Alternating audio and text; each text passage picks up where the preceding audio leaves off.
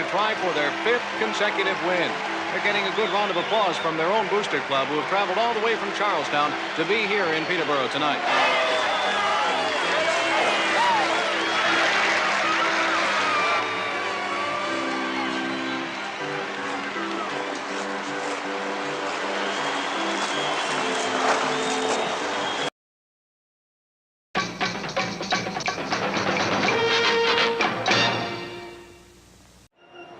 Are you a first responder, a veteran, a doctor, a nurse, a teacher, or a Let's Go Blues radio listener? Of course you are. If you're in the market to buy or sell a home, call real estate superstar Mike Burgoyne today at 314-753-4060 or email him at mike@strikewithmike.com to earn special rates today. A proven winner on the hockey rink, Joe Wolf knows what it takes to be the best. That's why he has the best rates in the area and only has rave reviews of his work with Wolf Power Washing. Get that siding back to its original color with Joe. Call him at 314-420-5434. That's 314-420-5434.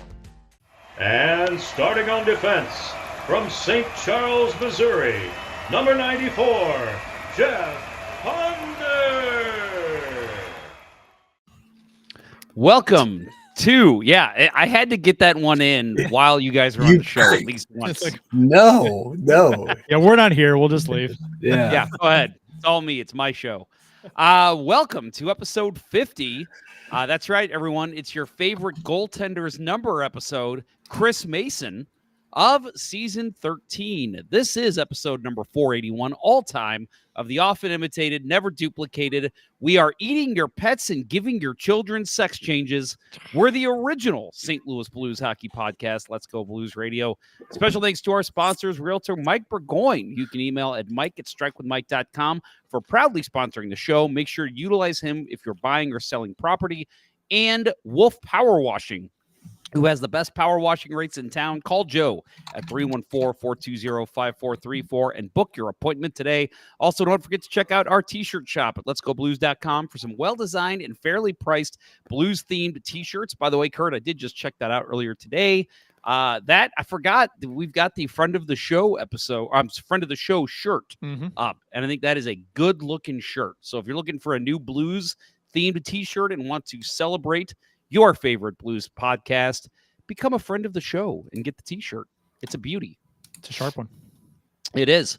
You can also check us out on Discord. I need to change this. We are no longer new and improved. We're just there.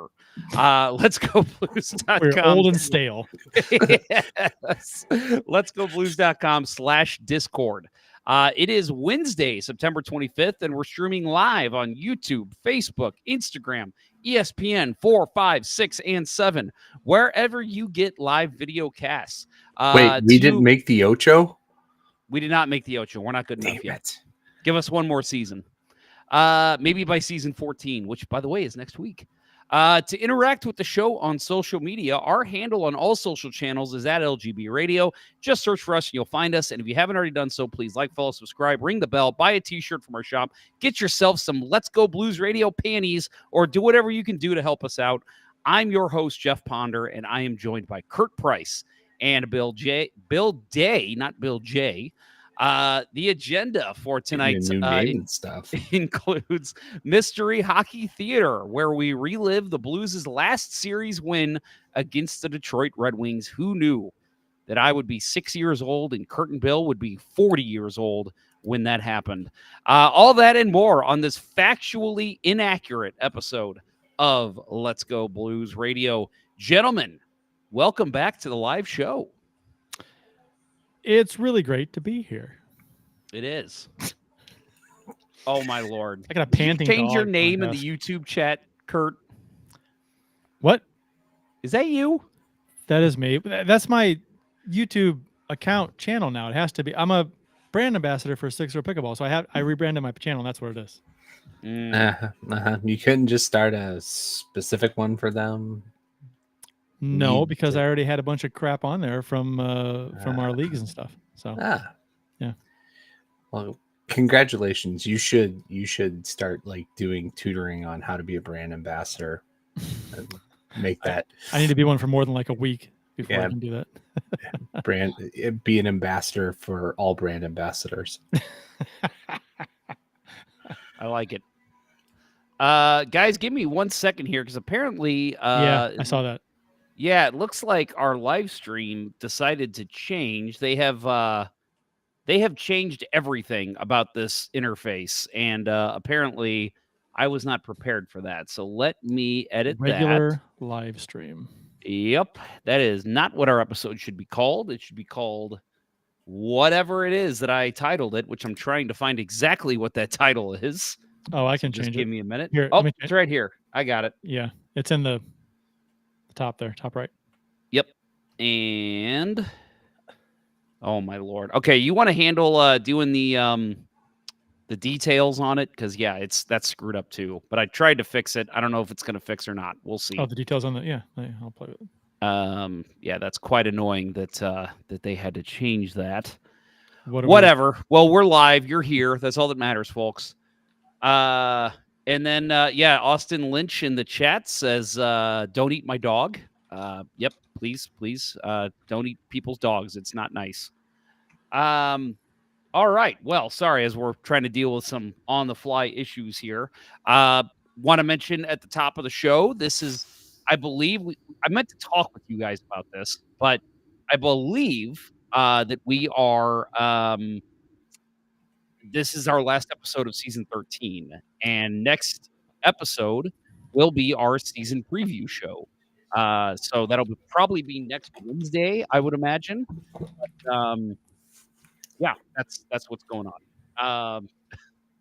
Shut up, Matt Harris. He says, I can't wait for regular live stream with my regular live streamer. Yeah, we're working on that. Hopefully we can change it. Right. It really should only be preseason for me and Kurt, but you know, Jeff showed that maybe he's been mailing some of this offseason stuff in. Or the fact that I'm burnt out from doing the entire show all summer and you fuckers haven't helped me. I gave you a ton of content. You have, actually. I retired during the summer. Yes, you do. And that's okay. I'm the crazy idiot who wants to do a hockey podcast in the summer months. I did change it, but it's not updating. Did you change it in Restream or did you try changing it in YouTube? I changed it in Restream. Okay. Maybe try doing it in YouTube. See if it'll let you. I'll try. Okay. So yeah, we'll roll on here. So again, next week, our season preview show. So make sure you tune in for that. But also want to thank all the amazing guests I've had on this summer, including Mr. Bill Day, or Bill J, as I called him earlier. We've had some incredible guests. Last week, Matt DeFranks, if you haven't listened to that one yet, of the Post-Dispatch, he offered some excellent insight into training camp and the prospect camp and a lot of the players that we're going to see in Blues jerseys for the first time in the next couple weeks. So great stuff from him. And then, of course, I mean, we've had some great ones. Bill, you joined me for the Puck Doku interview with Taylor. You know, we had Teeny Tendy on, so that she was a great guest. So many that I'm forgetting and not naming right now. But check out our summer episodes if you haven't done it yet. Because it's been a lot of fun. It's been a great summer. I've enjoyed this summer way more than last summer. You didn't carve out a bunch of work for yourself this summer. I didn't. Just rolled with it, and you did a great job. I particularly enjoyed the Matt DeFranks interview. Actually made me consider throwing some money at a Post-Dispatch description to get his coverage. Dude knows his stuff.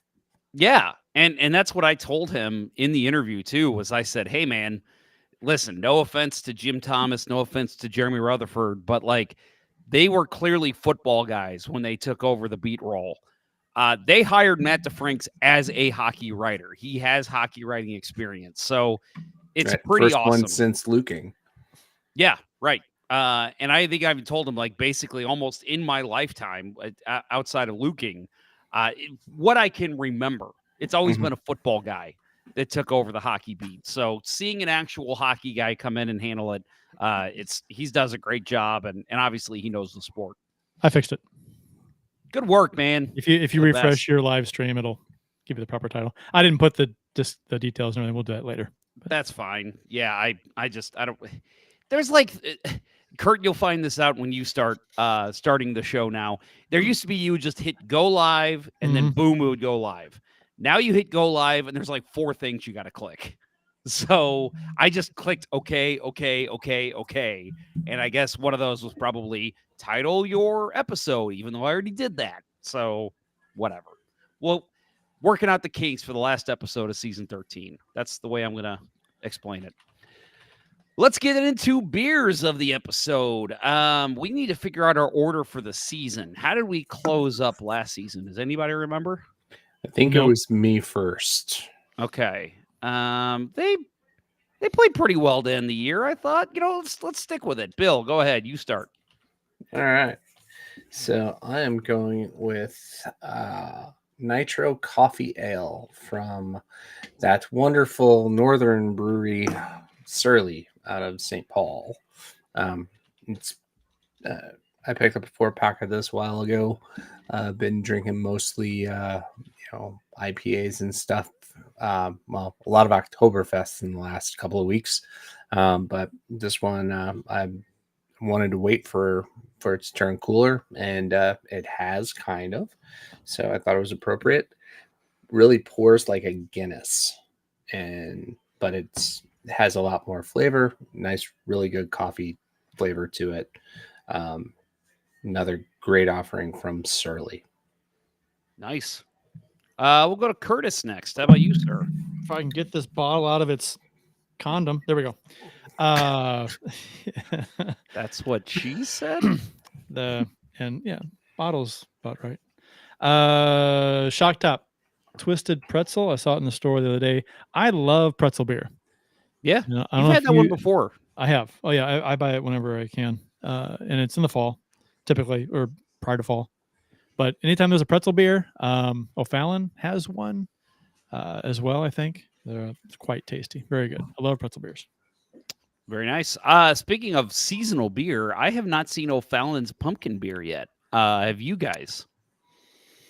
I've seen Schlafly. They've released theirs, and I think Urban Chestnut has a version. But my favorite, as I say every year, is the O'Fallon. I am yet to see it in stores. Yeah, it's all over here. Yeah. Is it? Okay. Well, you know what? I'm pretty sure I did see it at Schnucks. So, all right, Bill. Tell you what. Tomorrow I will play hockey with you, and I'm going to stop at a Schnucks on the way and pick up some pumpkin beer. Yeah, there's a Schnucks 5 minutes from the rink. So there you go. All right, yeah. I'm in. Yeah. All right, count me in. I did pick up the Schlafly vanilla pumpkin. Yeah. And that's nice. See, I like the vanilla cold pumpkin. Night. Yeah, I like the vanilla pumpkin, but I like the original a little better. They've got like a campfire pumpkin one, and I do not like that one. And then I think there's another variant, like a caramel. It's like a caramel pecan pumpkin or something. I don't like that one either. But yeah, the vanilla is good, but I like the original the most. And for me, I'm actually going beerless tonight. I'm rocking that ID Life out of a Gatorade bottle. I like how I gave them a little promotion. But I think that's like blasphemous. That's like drinking a Busch out of a Urban Chestnut bottle. Urban Chestnut out of a bush. Yeah. Yeah. Whatever. Yeah. Rocking that ID Life, doing the watermelon tonight. Just sounded good to me. I was like, beer's good, but getting a little hydrate, little Gatorade type flavor sounds good for the evening. So that's what I went with.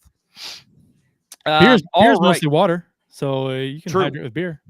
That is true. Very true. All right. So there's a lot of preseason stuff we could discuss, a lot of training camp stuff we could discuss. I've been watching the preseason games. I don't know about you guys, but I have not watched tonight's yet. I will watch that tomorrow, even though apparently they lost 3-0. Spoiler alert.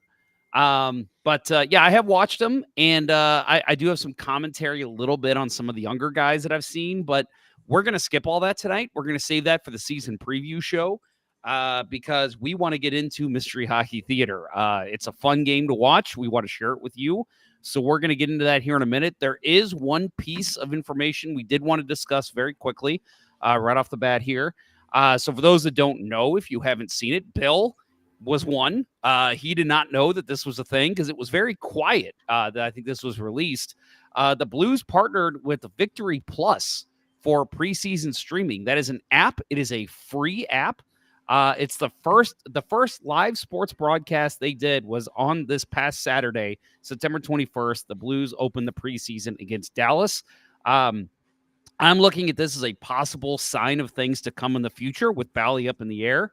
The initial broadcast from Dallas carried the home team's visual graphics and commentators, and then subsequent broadcasts, which tonight was one of them. They're presented with an audio simulcast from the Blues flagship radio partner 101 ESPN, featuring play-by-play from Chris Kerber and analysis by Joey Vitale. And then I thought this quote was interesting from Blues president and CEO of business operations, Chris Zimmerman. He says, quote, "We look forward to returning to Bally Sports for our regular season and first round playoff broadcasts in 24-25 and are progressing towards being able to share full local broadcast details with our fans in advance of this regular season." And I say that's interesting because the way he said First round? progressing towards being able to share full local broadcast details. There's a lot of adjectives I thought were thrown in there. You know what I took out of that? Regular season and first round. We're making the playoffs this year, boys. Oh, well, Chris Zimmerman guarantees it. Mm-hmm. Yep. Yeah. No, that's super exciting because I sat down Saturday night to watch that game because it was on ESPN Plus and they didn't black it out, and it was the Victory Plus feed, and I thought it was a great job. Yeah. It was the Dallas broadcast. They are one of the first to sign on with them. I think Dallas and Anaheim, and there's one other team. I think one other hockey team and several other sports teams. But I've been doing a lot of research trying to figure out what am I going to do for Blues coverage this year, because I canceled Spectrum after the Blues got eliminated from playoff contention last year. So I don't watch Cardinals games, so I got tired of paying that as much as we were to Spectrum, and DirecTV is the best option, but it's more expensive than Spectrum. So we moved to YouTube TV. I've been happy with it. I just don't get Bally's, and what am I going to do when the season comes around? I looked into Bally's, the Bally's Plus subscription, and everything I've read is the app's garbage and it doesn't work a lot of times. So no, it does not. Don't really want to go there. So give me another option, Blues. And the biggest thing that I took from all of this was frustrating as hell to find out any information. Right, the most up-to-date information they had was that the bankruptcy was proceeding and that they had made agreements with the NHL and the NBA, so that they expected to broadcast through the end of this season at least. But didn't say anything about the app or alternatives. Well, I just pulled up the Victory Plus. I just registered, and I'm watching Blues and Blue Jackets right now. Yeah, it's very easy. It's again, so it's free. simple. It's free for preseason. I could be wrong. Stars or Ducks fans, if you're listening, please correct me. But I'm pretty sure their full season is going to be on there, and you can just stream it for free, which is incredible. Nice. Now, I have ESPN Plus, so and I have Bally's, I have Spectrum, I have DirecTV. So that's, this will be interesting. That was super quick and simple. Yeah. And that's what I love is anyone who says like, oh, don't go to streaming, nobody wants it. Dude, you can download the app on your phone and send it to your TV. It's so simple. It's easier than Apple TV when they have the baseball games. Their left menu consists of, on Victory Plus, consists of home, Dallas Stars, Anaheim Ducks, Red Bull, and Dude Perfect. Yep. That's literally all that's on there right now. Which, hey, it's starting out, and I'm glad the NHL's already on board with it. That's the way Are they based in Dallas? They have to be, because Dude Perfect is based in Dallas. They have the Dallas Stars. That seems like they're probably based on there. Possibly. No idea. But still, I love this. It might be a sign of future things to come in the future. I don't know if it'll be Victory Plus, but I do think the Blues are open to figuring out something because they know how unhappy fans are with Bally's. Plus, Bally's may not even be around in a year. So, the fact that the Blues are being proactive with this and looking into other options, I'm all for it. And like Bill said, I thought the broadcast, I watched the Blues and Dallas game on there. I watched just in the background, I had, I think it was it Dallas and Colorado the other night too? I turned that on in the background the other day, and I just thought, this is just as good, if not better, than Bally's, and this is free. So it makes it better than Bally's. Whatever it is, I just hope they do streaming right, whether it's Victory Plus or ESPN Plus. ESPN Plus, to me, last season worked great. I loved a lot of the stuff on ESPN Plus. I hated the fact they jacked the price up for this season. That sucks. But it is what it is. Still, with all the content they're offering, and with many hockey games I watched during the season, it's still a good deal.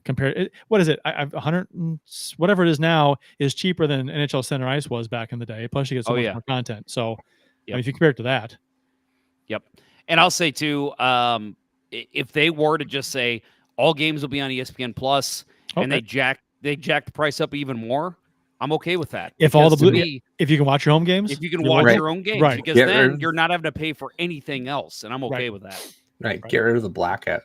I mean, seriously, I get as part of the Disney bundle through my cell phone provider, I get ESPN Plus. Yeah. So, I'm barely, I don't even feel like I pay for it.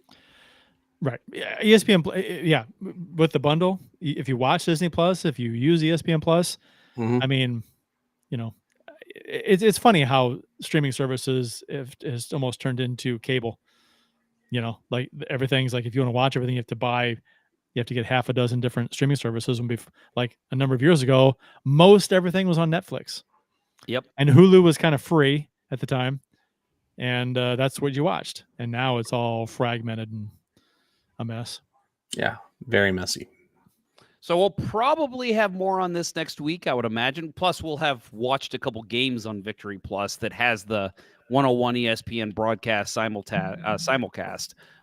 So we'll have a little bit more details on that next week. But I thought I wanted to get that out there to our listeners, just in case you didn't know that you'll be able to watch from this point forward, except for the last game, which I don't know if you saw. It's the game in Wichita. I think it's in Wichita. Blues and Blackhawks. Apparently, there is going to be no cameras there at all. And it's again, just so weird. 2024, fellas. Come on. The ghost of Bill Wirtz insists. Whenever there's no cameras at a professional preseason game, I'm like, get the local college, AV team to go there, broadcast team to go and do. That there's a hockey team that plays in that arena, so just let them run with it. Give them the full NHL experience. Let them stream it to their YouTube channel or something, and just let them have it. You're not going to do anything with it. I don't. Sometimes people just they triple over themselves and drop the ball. They can't. I don't know. It just seems so. Red tape is sometimes placed where there doesn't need to be any tape at all. I know. Yep. It's ridiculous.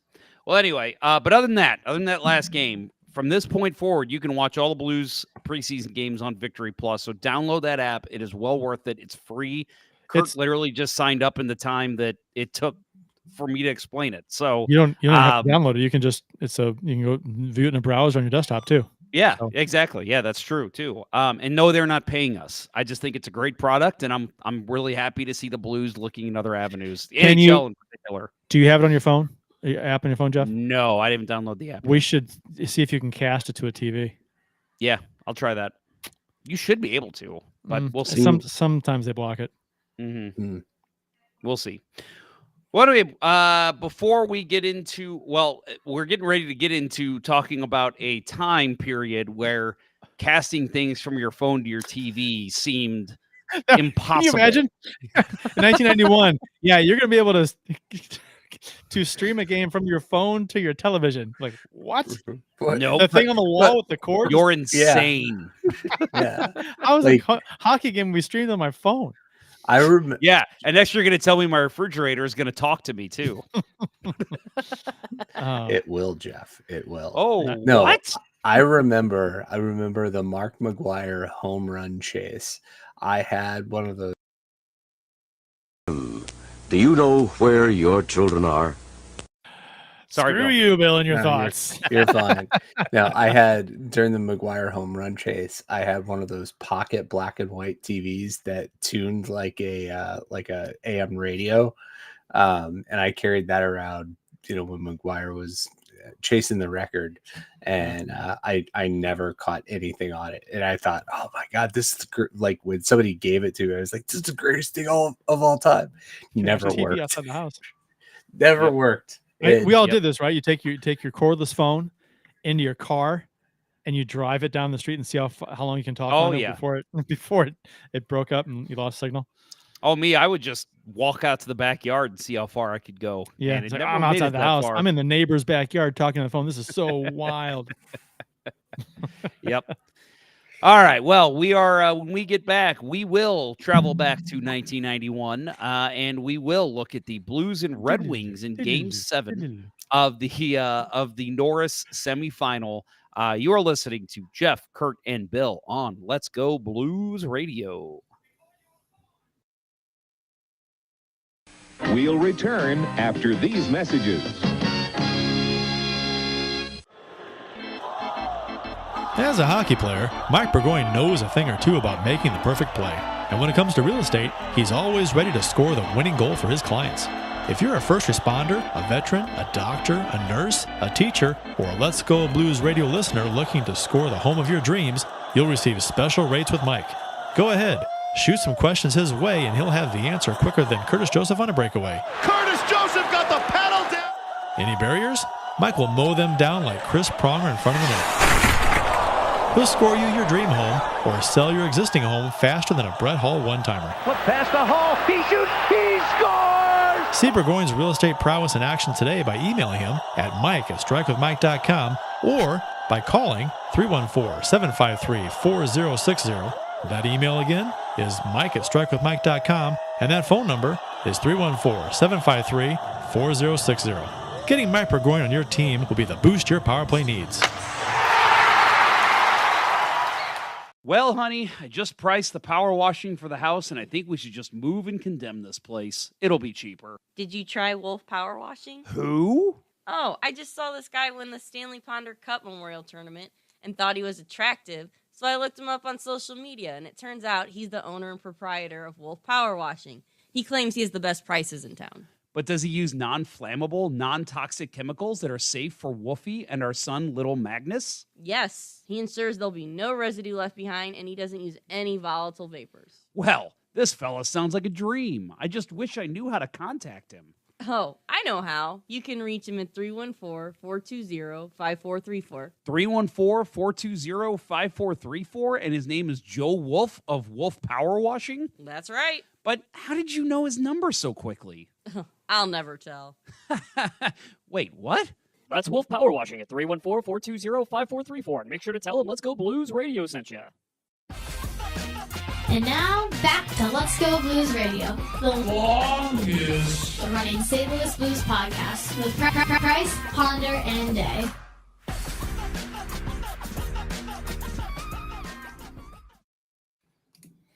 Well, I hope you guys are ready. Here we go. So first of all, before we get into this game, a couple notes that I wanted to mention. Basically, how did we get here? How did we get to this point in 1991, Game 7 semifinal between the Blues and the Red Wings? The Blues finished the season with a very good record of 47, 22, and 11 for 105 points, which was second in the Norris Division. The Blackhawks finished first with 106 points. The Red Wings finished the season with a 34, 38, and 8 record of 76 points, which was third in the Norris Division. Can you imagine making the playoffs now with 76 points? Under 500, 76 points, yeah. Well, Crazy. this was before the overtime point and everything too. Right. Still. And there was the league was a little more top heavy too. There was your elite teams, and then fewer you had teams. Fewer teams too, for sure. This was also Brett Hall's remarkable 86 goal season. He tallied 131 points, while his center, Adam Oates, one of our co-hosts, one of his favorite players of all time, scored. Sorry, go ahead. I was going to say Adam Oates scored 90 assists and 115 points that year. And Brett Hull had the most goals scored in a season ever by an NHL player on a goalie. Yes. He had 0 empty net goals because that season, which is Gretzky's insane. 92 goal season, he had something like 12 empty netters or something like that, 14 Something empty like netters. that. Yep. So Detroit took a 3-1 series lead against St. Louis, but the Blues rallied to outscore Detroit 9-1 in games 5 and 6. That included a Vincent Riendo shutout in game 6 to force a game 7. Heading into this game, the leading scorers were Brett Hall with 7 goals, 5 assists, and 12 points. Adam Oates with 4 goals, 7 assists, and 11 points. Jeff Brown, Blues defenseman, friend of the show, 2 goals, 5 assists, and 7 points. And then Steve Yzerman bringing up the rear, 3 goals, 3 assists, and 6 points. So here we go. We are going to get into this game. Oh, hang on a second. I'll get the overlay. Please do. There we go. We are good to go. Here we go. You guys hear that okay, right? Yeah, good enough. Yep. All right. Yeah, we got a little bit of a fuzz. It's an old game, so that's going to happen, but still a very exciting game as we get a look here at Tim. Tim Shovelday in net. Yeah. Vincent Riendo for the Blues. Earlier in this series, there was the incident between Probert and Riendo. Yep. Where Probert ex-Riendo just flat out punches him. I was at, I think it was the first 2 games of this series in St. Louis. And that was the game the Blues won, game 2. A fun fact about coming back from a 3-1 deficit. The last team to come back from a 3-1 deficit was, this is 1991 talking, it's last year's Edmonton Oilers, who defeated Winnipeg en route to their 5th Stanley Cup in 7 years.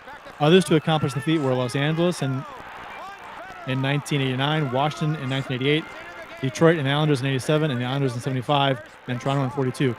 So there were a few in the 80s, one in the 70s, and before that, it was 33 years between comebacks from being down 3-1.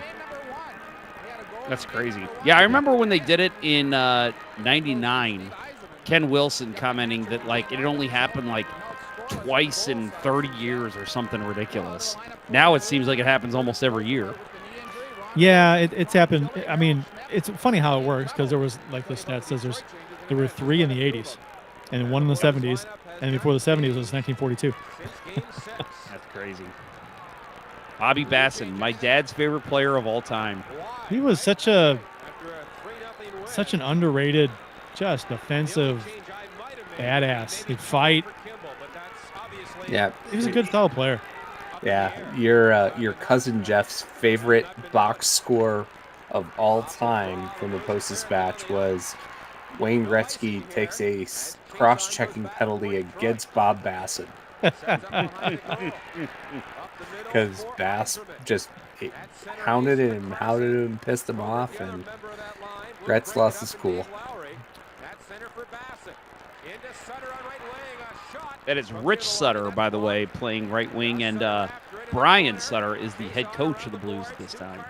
Yes, but this was before Ron Sutter was here, because Dan Quinn, spoiler alert, scores the first Blues goal, and he was traded the following season with Rod Brindamore for Murray Barron and Ron Sutter. That's true. So you know that Ron Sutter is not on the team because Rich Sutter's jersey, his name on the back just says Sutter. Sutter. Yes. Yeah, it doesn't not say his Rich full or name. Ron. Yes.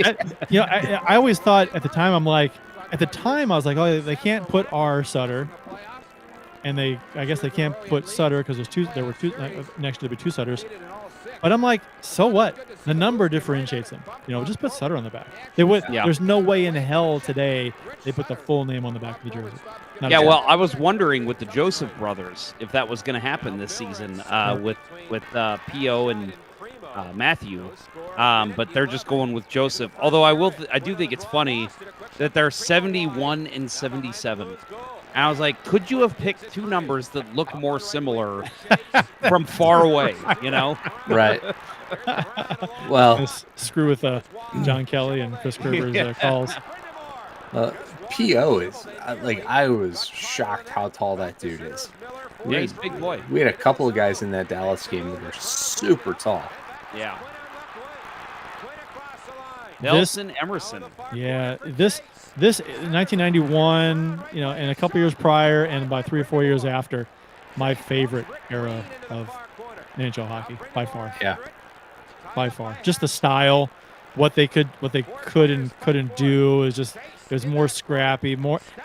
They got away with clutching and grabbing, but I kind of liked it in a weird way. I don't know, just the equipment, what the goalies wore. It was just a really cool era. Yeah. Well, that was wrong. That was not Nelson Emerson. No, that's Dan Quinn. Yeah, Dan Quinn was 7 here. Yeah. So the thing for me about this that hits the most nostalgic feels is the very first version of and it wasn't even NHL 93, it was NHL PA 92, the first Sega game that had any kind of sponsorship. And so this was the team for the Blues, right? Oates, Hull, Lowry. Yeah. The following year, NHL 93, which is probably the greatest video game of all time, it was Janny. Yeah. NHL 94, I would argue, is better, but 94 is better. Yeah, that's yeah. How does Hully miss that? 93 was PA. That's what I thought. Right. 93 was PA. So 92 was 92 nothing. was no 92 had teams. I'm pretty sure EA's numbers first, but no names, right? I'm pretty sure EA's first NHL game was NHL PA, the 93 one. No, it was 92 was the first one. It's not like we don't have the Googles at our disposal. I had 92. I think 93 was the first one that had names, wasn't it? Yeah, because that was PA. NHL PA. Yep. Somebody correct us if we're wrong.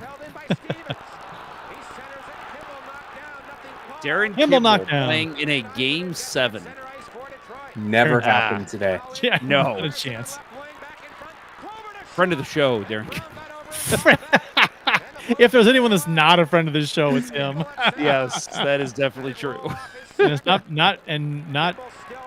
Yeah, I think. Well, that goes way back. That goes way back to when him and Rivers kind of hated on us for a little bit. For no fucking reason. Yeah, they had that show where they showed up sometimes on the. What was it? Whose show was it? We had him on, Jim Cromer. Yeah, that's right. What was the name of their podcast? Blues NHL podcast? I think you're right. Not to be completely confused with the Blues Hockey podcast. Yes. Because that wasn't confusing at all. No. Read the room. Know what podcast names are out there. Terry Gregson with the call there. The Mark Messier helmet he's wearing. Oh, the tucked in white shirt in the crowd. I love. Hey, look for the guy in the blue. Away jersey at the time, and glasses and a beard. They always put him on screen when the Blues scored. He was cheering. Look for him. Glasses, beard, blue Blues jersey. They'll show a close up of him. So first power play of the game here. That was what was that call? Keith Primo interference. Keith Primo for interference. Yep. There was a fair amount of penalties in this for a Game 7. There was 1, 2, 3, 4, 5, 6, 7, 8, 9, 10, 11 penalties. Yep, and 1, 2, 3, 4, 5, 6 against St. Louis. Yep. and only 2 were canceling, roughing at 3:18 of the third. That's a fucking dive. Bobby Dallas. What the fuck, buddy?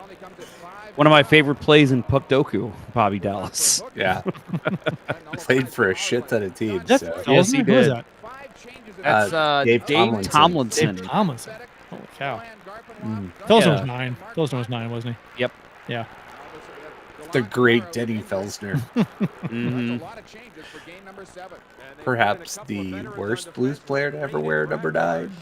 Denny Felsner He's not even on this sounds to me. No, he's not. No. Denny Felsner to me sounds like a relief pitcher in the '90s for the Cardinals. Yes. Oh, and he wants the righty. Denny Felsner is coming in to close this game out. They want the righty on righty matchup. And the style of hockey is just, I mean, it's run and gun. Yeah, it's run and gun. It's more entertaining, and there's the skill level is not what it is today by any means, but that was kind of cool in a way. It was a little sloppy. It was a little running, little freewheeling, Wild West kind of thing. Before the left wing lock came along. Scott Stevens. Man. What a nice play there, too, to drag the leg and take that puck away.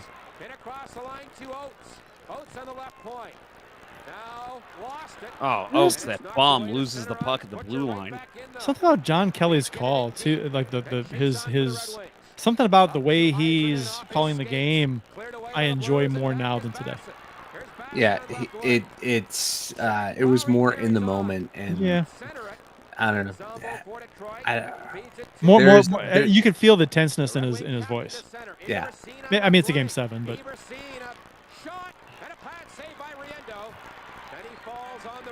yeah. Look at that. This is great. The Jofa helmet with the cat eye cage. Like I wore the Jofa goalie helmet, the Tommy Soderstrom model, in high school, and I loved it. Would love to have gone cat eye, but it was never Did they allow legal. cat eye? Because the blade never fit legal. through the blade fit through the cat eye. Yep. Oh yeah, easily. Yep. But yeah, this era, instead of doing homework, what I would do is spend all my time paging through the Hockey News and the Gunzo's catalog, drooling over what goalie equipment I couldn't afford. Have you been up to Gunzo's? No, that is like the next time I get like time to kill in Chicago, I'm going. I went about 10 years ago, 10 or 11 years ago. Actually, shit, it was probably longer than that, about 15 years ago. And it was funny because I was, I was a broke college kid, so it was probably about 15 years ago. And by the way, we are moving forward here in the action. We're going to the 8:53 mark of the first period. But yeah, I went with a bunch of non-hockey people to Chicago, and I was like, we're going to Gunzo's. And I made them go, and it was the tiniest little shit shop compared to what we see now, with pure hockey and all those different places. But it was like, oh my God, I'm in Gunzo's, and there's hockey, there's men's league hockey going on. It was like a Saturday afternoon, and I just was like soaking it in. Everybody's like, can we go now? And I'm like, 5 more minutes, please, guys, come on. Yeah. No, last year when I was buying, putting all the equipment back together, like I tried to, I wanted to order something from there, but they don't really even have a website. Yeah. So oh, man, always wanted to order a full set from Gunzo's, and I guess I will never get that experience. Unfortunately. Ken Morris chimes in the chat, says goalies look small wearing that old gear. Yeah, they look kind of like how the skaters look now. Like they just look like chest protectors now. Yep. Yeah, the both goalies in this game repping Vaughn pads, which were all the rage, and then the following year started seeing a lot more of the Heatons. The hell's on Oates' jersey?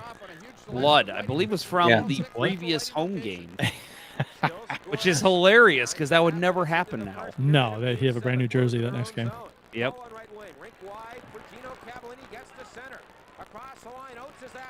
Ooh.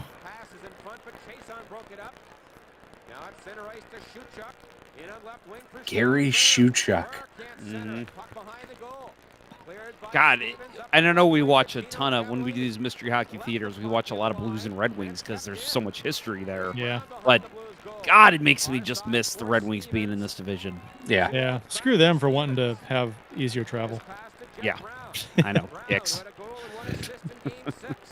And this is what offside. I think it was a trip. Penalty. It was a trip on Adam Oates. The Budweiser, the Pepsi, and the K95 ad on the boards.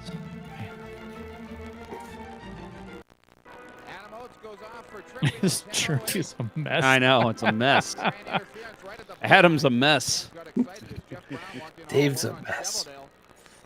We got the Baked Beaver chiming in. How y'all doing tonight? Beaver, you I don't know. Oh, if that's you a remember, terrible call. That's a terrible call. You probably didn't watch this. I don't think you were into hockey back then, but this would have been when you were probably 5 years old. It's a bad call, by the way. Yeah, I agree. Yeah, a ticky-tack call in a Game 7. Like, They were crazy.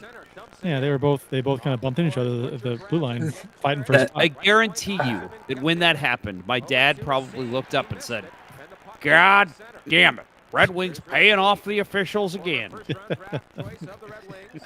That last attempt to gain the zone, amazing Bob Bassin back checking on Sergei Fedorov. He was, again, my dad loved him and always used to rave. And I remember when I was a kid and I first started playing hockey, he told me, watch Bobby Bassin play, because I started as a forward. Two-line pass. Yeah, two-line pass.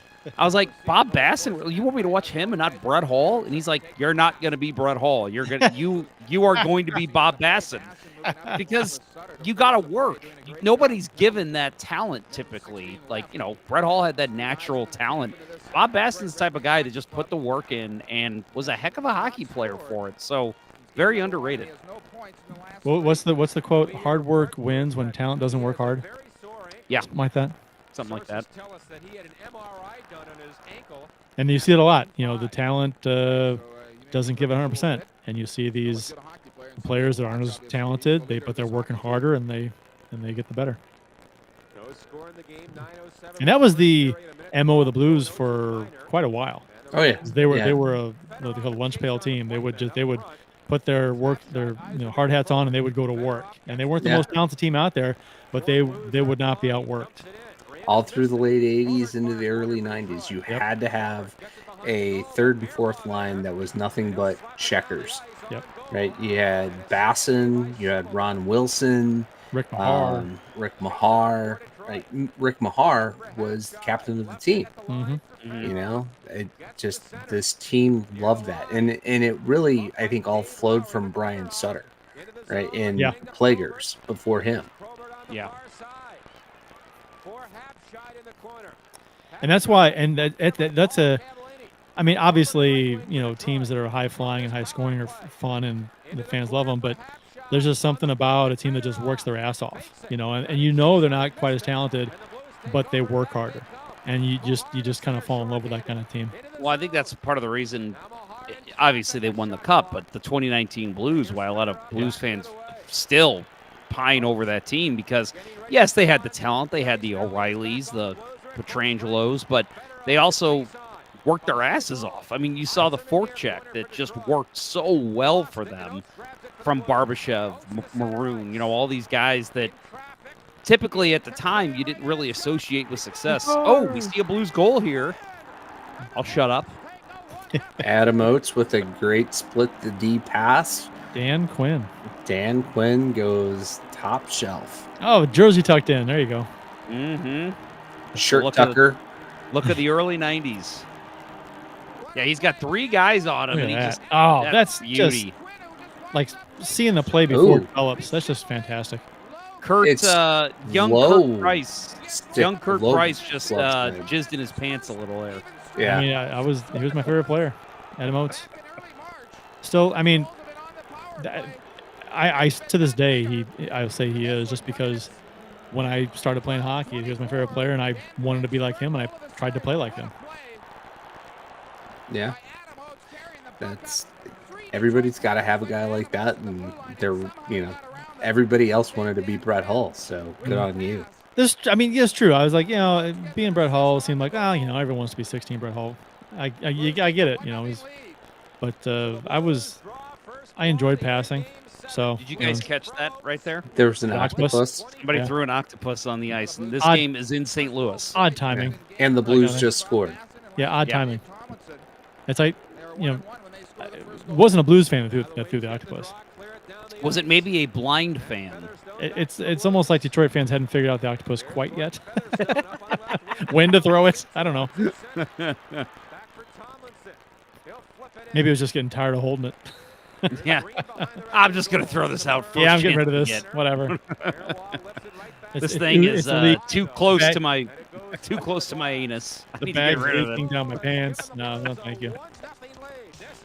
Blues legend Mario Marois. Mario Marois, 44. So we are moving forward in the action here to the 17-14 mark of the first period. Speaking of the octopus, what a weird thing to do. You know what I mean? Like to throw a dead carcass on the ice. It's just kind of weird. But what's weirder, right? It's got to be Nashville with the catfish. Yeah, Catfish. that's just pathetic. I think It's derivative. yeah. It's copying from the Red yeah. Wings. Like, come up with your own thing. Do your own. Oh, it is different. It's a catfish. No, it's the same thing. It's the same idea. Do something better. Yeah, do something different. They try though. They try to have chance and everything. And it's just, God love them. They're nice fans. I've interacted with them for games. They're fantastic. Yeah. Nashville fans are so great, but they really look bad when their chance just, for me, they fall flat. They're kind of not creative. I don't know. We got some rough stuff going on here. Love the rough stuff. It's Jeff. Oh, yeah, there we go. Enteroff coming in there. And he gets a cross-checking penalty. He's the only one getting a penalty on this play. Yep. There was a lot of rough stuff there behind the net. Oh, I haven't thought about that. Tackla. Do you guys remember Tackla Pros? Yeah. Yep. Oh, man. Is that Korolev? This is pre-Korolev. Pre-Korolev. Yeah, we got. That was fine. Fedorov was falling, and Brown was just trying to finish his check. Yeah. But then he went his in helmet's under. Yeah. His helmet was in front of his face, and he went face first into the glass. That had to hurt. Oh man. And you had Stevens and Burr getting into it behind the net too. And I, watching that play, I'm like, man, right now all 4 of those guys would be in the box. Yeah. A young Fedorov in the box.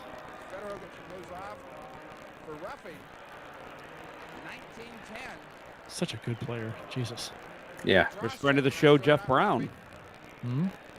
That was a great interview, by the way. I've said it before that you had with him on the show. He was a good interview. He was fun. He on this show, one of my takeaways when I'm old and not doing this show anymore, and we've passed it off to our kids, and Bill's dogs. I will always take away the Greg Millen, Jeff Brown stories. Yes, that's from fantastic. both sides. It is so good. I love Have you spliced together the 2 I need videos to have almost like a conversation or something? That'd be kind of fun. I should do that. I should have a reel of those 2 together. That's a good call. Yeah. Put games back on Channel 11. I was just thinking that. Wasn't there a rumor that with Bally's kind of being up in the air that Channel 11 was going to maybe swoop in? I heard that. I heard Channel 4 because Channel 4 just bought one of those like what are those channels called? The like 4.2 or whatever. Oh, the HD. They bought one of those, and there's a rumor that they're going to start showing I think they're showing like a bunch of Mizzou sports now, and there's rumors that they're talking about picking up the Blues rights, which would be awesome. I just enjoyed, Channel 11, hometown station, just doing the games. I mean, they didn't have all the games. There were probably a dozen they didn't have on TV, but yeah, which was just like, I mean, in today's day and age, it's unthinkable. Unthinkable. Kids. Back in the day, there were probably a dozen, or maybe more, games that were not on TV during a season at all. So first period's over, and the Blues have a 1-0 lead on Dan Quinn's goal from a beauty pass. There goes Shovel Day. 80 minutes of shutout hockey by Vinny Riendo at this point. And we are in the second period now. He had some. Riendo had a nice cup of coffee here. Yeah. Ken Morris is asking us any Blues exhibition games to be aired on TV. You might not have seen the start of the show, Ken, and I don't think it's different in Canada, but there's an app and even just a website, Victory Plus. They are showing all the Blues preseason games. It's completely free. Kurt literally signed up while we were on the show. It took him 2 minutes. Yeah, it's so simple. There's nothing to it. You sign up, you log in, the games are right there. You don't have to jump through hoops or dig down in the menu like ESPN Plus. They're all right there in your face, just as soon as you log in. Dallas Stars games too, and Ducks too. Yep. And Red Bull. And Red Bull and Dude Perfect. Dude Perfect. That's what you get. There was a brief period where my nephew was obsessed with Dude Perfect. You know what? For a while, I enjoyed this stuff quite a bit. My son did too. Yeah, they're good. They're fun, and I mean, we're one of the top YouTube channels too, as far as followers goes. For a while. I don't know what that is. I just hear Bro Dude. You've never seen a Dude Perfect video? I don't think so. They do they used to do just exclusively like trick sports shots and stuff, like unbelievable trick shots on different things, which was wow. It's fun. And now they've ventured into a couple different channels, I think, and they do some kind of challenges and all kinds of stuff, or they discuss stuff on a panel at a desk too sometimes. They have a huge complex in Dallas. Yeah, I don't really watch any of that. I still the old stuff, and then because they still do that stuff every now and then. That's the stuff I'll watch. The old stuff's better. Yep. They do some comedy skits and stuff now too on other channels and stuff, but their old stuff's the best. Yeah. That's something right there that always throws me off watching these old games. The face-offs and the random spots on the Yeah. So like weird. 3 feet inside the blue line. Yeah. It's like, what? That and the Ooh. Look at those saves from Shovel. Come on, Bobby. Man, Curtis Joseph's sitting on the bench right now thinking, I'm going to punch him in the face one day. No, the backup goalie for the Blues at this point is Pat Jablonski. Oh, that's right. Cujo is still at Wisconsin. I want to say he played this season. No, Joseph played 30 games for the Blues this year. Did he? Yep. Yeah, he did. Huh. 30 games, and the next year he played, I think, in 61. Huh.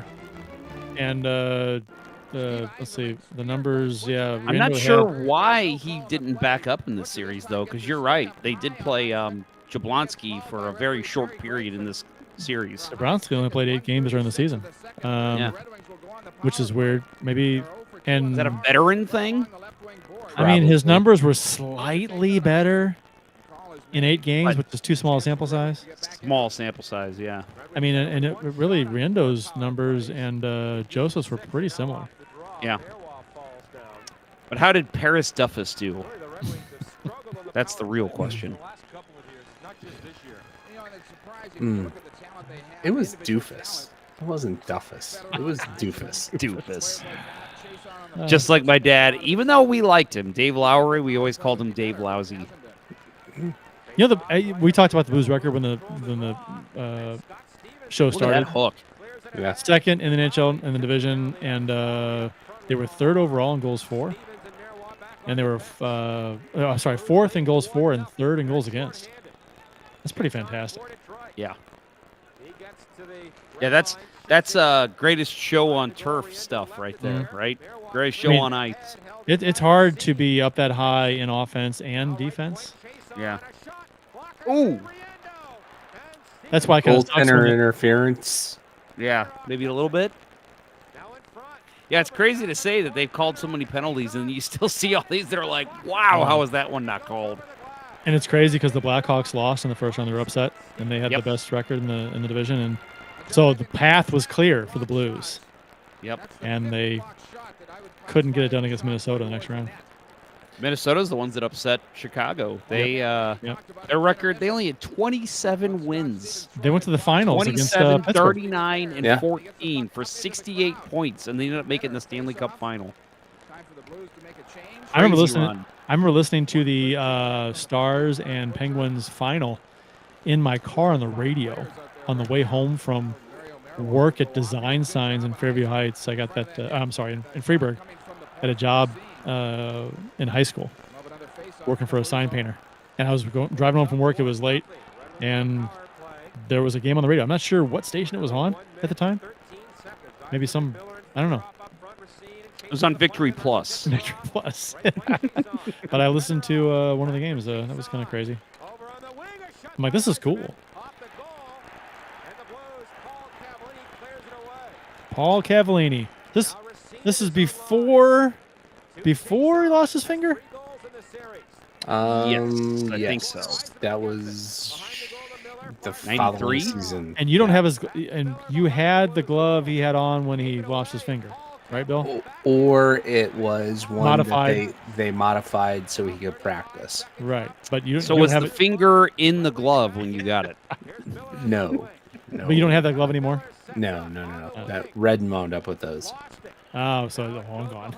Yeah.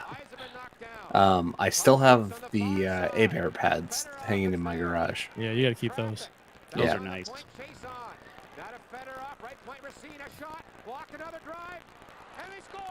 There's a goal. Yves Racine. Yves Racine. Yves. Who cares? You know, it's interesting when that goal went in. Riendo's how he was on his knees. He wasn't flared out with his pads or anything. It was just kind of the butterfly was only just becoming a thing. I guess that went through like 3 Here it is, right? Too. He's standing up. I guess he went butterfly, but a little terrible technique. His skates were still behind him quite a bit. Yeah. I mean, it's not a modern butterfly, but he goes down to his knees and it goes straight through him. Yeah.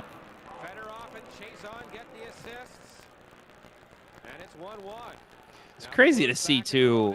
They've got a KMOX 1120, KSHE 95, and behind the other goal there's a KLOU 1033. Yeah. All those stations still around. Yep.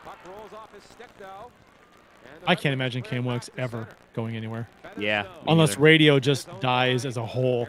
Yeah. Well, I thought there was a chance when the Cardinals left them that something was going to happen, but the thing with KMOX is they're one of the handful of stations across the United States that are allowed to turn up their signal at night.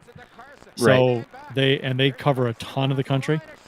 So and that's why the Cardinals had such a massive following before baseball expansion. We move forward to about the 10:30 mark of the second period. Because the Cardinals were the farthest team west for a while. Yep.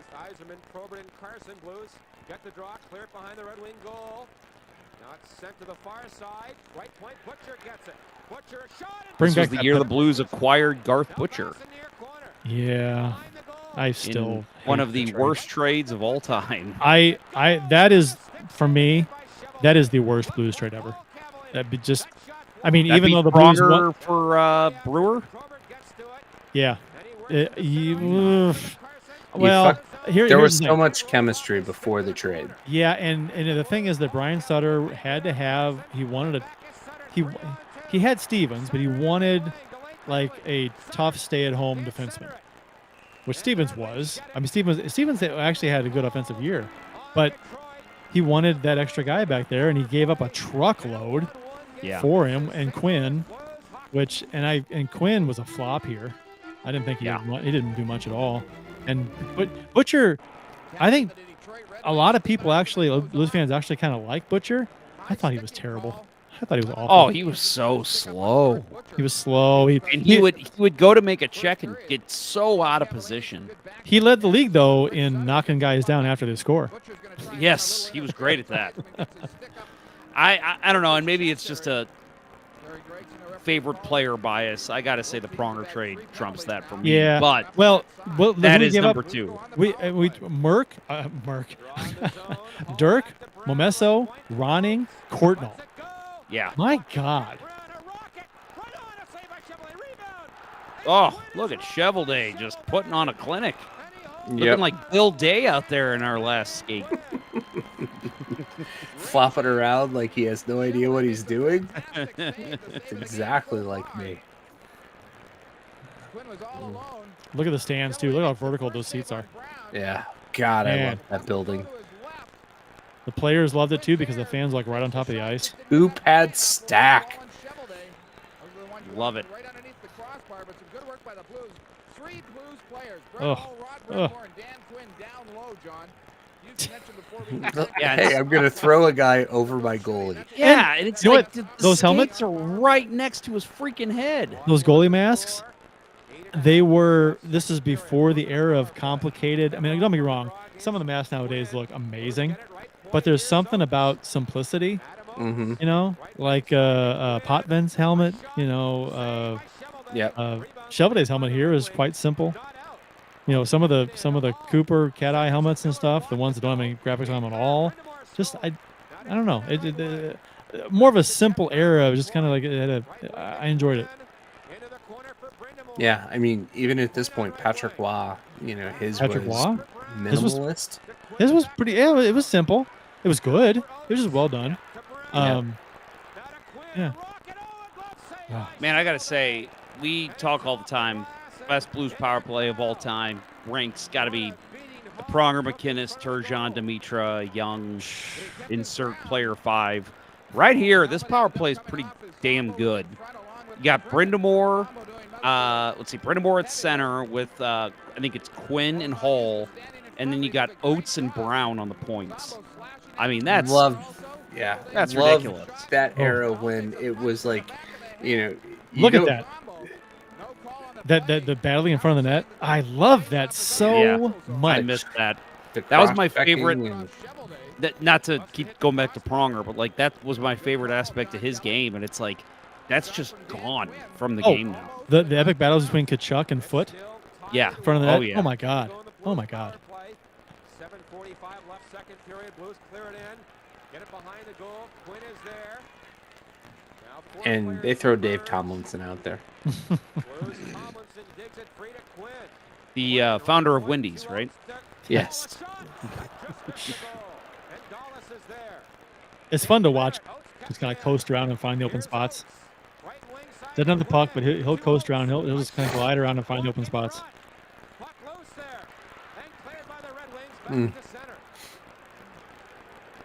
Tomlinson almost got killed by the shot and then cross-checked by 3 different Red Wings. The Big Beaver says he gets right back up and skates. He can get Cam Wicks in Colorado. That's awesome. Ooh. Ooh. That was intentional. Centers it. Oates in the far corner. Here's Oates. Right point to Brown. Man, without having the power play clock like on the screen here, because they didn't do that at this time. Yeah. It feels like this power play is just lasting forever. I know. It's weird because they double minor. What's going on? They had the technology to put the clock on the screen. They would do it for a few seconds, like usually late in the game or something. But late in the period. Yeah. But they wouldn't do it all the time, which I always thought was weird. I mean, why not keep it all the time in the corner? And but it was a camera on the arena clock. It Right. wasn't a digital Because it would shake sometimes. added. Yeah. Right. True. Yeah, the on-screen graphics, and again, the on-screen graphics of this era, I just enjoyed. Yes, today they're so much better, like, as far as like they just look better, but I don't know. Oh, you know what I miss mostly about broadcasts from this era is the features between periods. Oh yeah, it's so fucking formulaic now. That Yeah. It's just like, Yeah. oh, we're gonna cut over to Bernie and Alexa, and they're gonna say talk the about same the goal thing they that was said last scored. time. Yeah, and then they're gonna come back and they're gonna talk about, they're gonna interview a player and then they're gonna flash up the stats and boom, that's it, back to the game. Yeah. We move forward now to the 1845 mark of the second period. Still 1-1. I always love the things produced by Bud Sports in between periods. Oh, it was always great. I remember one with talk on the screen. Yep. Yeah, why not just have that for the whole game? I know. Why not? I mean, just stick the camera up there. Maybe it's one they're not using at the time, and they use it for other angles. Maybe. Later. So we got 1 minute, about 1 minute left here in the second period, tied 1-1. I wonder what's going to happen. Why would you cut it so close to the end of the period? I just don't get it. Yeah, you would think I would just skip the rest of the period. I don't know. Yeah, I guess the thing with the no clock and score this bug. this is a famous Red play. Hall on the breakaway. Score! Yep, there it is. That pass is one of Oates' best passes he's ever made as a Blue. That was fantastic. That's saying a lot. It He had some was- great ones. if you watch the replay, my God, this is a famous play. They played this as like one of the most impressive Blues plays ever. Yeah, I mean, and Brett Hall always found a way to get open too. The guy scored 86 goals this year. All the Red Wings Watch coaches this are pass. Whoop, and boom, right That is on the tape. Amazing. But yeah, Hall 86 goals. Somehow, always found a way to get open. Yeah, look at that. Racine's got his stick right through his arm, and he still goes upper blocker. Beauty. Man, goal with less than a minute to go in the period. That's Gloria. He just went I Blues. think that just fell off the charts at this point, though, right? Yeah, right. And we are at the end of the second with the Blues leading now 2-1 thanks to the Brett Hall goal. Adam Oates, 2 points in this game. And that's another thing, right? That from that era, the Blues go off to the corner. They don't go through the bench. Yep. Right. Another jersey tucked in. Great look. I never did that. I never ever tucked my jersey in. I never did either. Yeah, we're at the start of the third here. So again, Blues lead 2-1. I wanna. Did you ever tuck your jersey in, Bill? I probably did once or twice, but quickly got rid of that idea. It's just dumb. I would imagine probably most hockey players rarely did that. Yeah, People who do that. It was didn't really right, play. right, and that was a point of pride and a differentiator, right? If you play the game, you didn't do it. I guess. Long drive. That goes wide. Now the puck behind the Red Wing goal. Poked away. Hall centers it. Knocked away. Hall again behind the goal. Here's Hall on right wing. To Oates. Oates trying to walk in front. He does. Backhander. Ooh. And Chevelday blocked that. Oates on left wing. Stand-up save from Chevelday. That shot knocked down in front. Blues are dangerous. Shootchuck gets the Not puck. anymore. He lost Odd it. place for the NHL playoff logo too. It's there by the boards. In the slot. Yeah. On the ice. Doesn't shoot it. Now to Lowry. A shot. Oh, that was fantastic. What a save. A little windmill glove save, and the puck flutters over the crossbar and behind the goal. Oof. Lowry lost it. And the Crimin for Detroit. Clears the puck to center ice for Shootchuck. To the line, not a Fedorov. Right wing to Shootchuck, a shot. Big a trivia question. What year was the last year the Blues had 2 blue notes at center ice? Yeah, because they went to 1 blue note eventually, and then they never went back. I like it much better. I think every team does that now, right? They all have the giant logo. I think so, yeah. Did you see what I think it was the Blackhawks. Yeah, what the Blackhawks did with their logo in the locker room. Yeah, they put it on the ceiling finally. They've got it on the ceiling now, not on the floor. Yeah.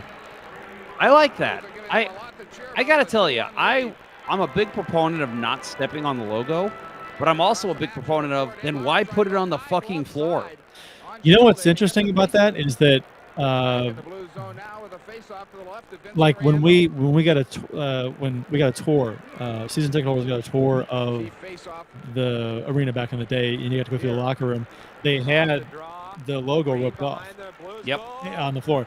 So not even like tours that go through would let us step on it. It was just like even when the players were in the building, you couldn't step on it. Oh, there it is. Rich Sutter makes it 3-1. That fourth line coming up big. That's a line you don't want to play against. No. And you know what's not going to happen? A coach's challenge for goaltender interference. Yeah. Right. Let's see if there was any.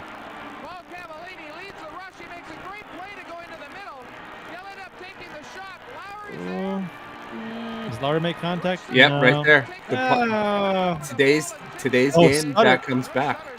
Did he make contact? Lowry's skate made contact with Shovelday's skate. Well, Red Wings fans, call this one back. Make them replay this game. With the same players. Same players, yes. But it would suck. The Red Wings have at least 2 players on this team. 3 players that are since deceased. Brad McCrimmon, Sean Burr, and Steve Chason. God, that's right. That's someone we haven't mentioned yet. Rick Zombo playing for the Red Wings here. Yep. Right. This was probably his audition to come here. Mm-hmm. No, Oh, shit. Bob Probert. Yep. 4 Bob guys Probert. off that team. Yep.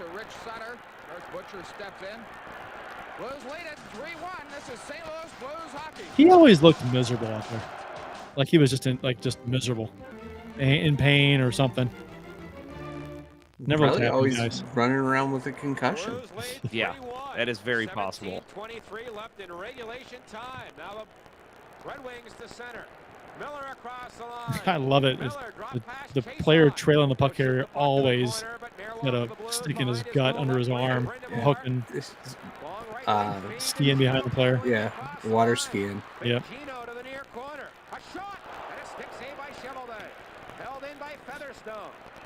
I remember doing that when I was a kid playing.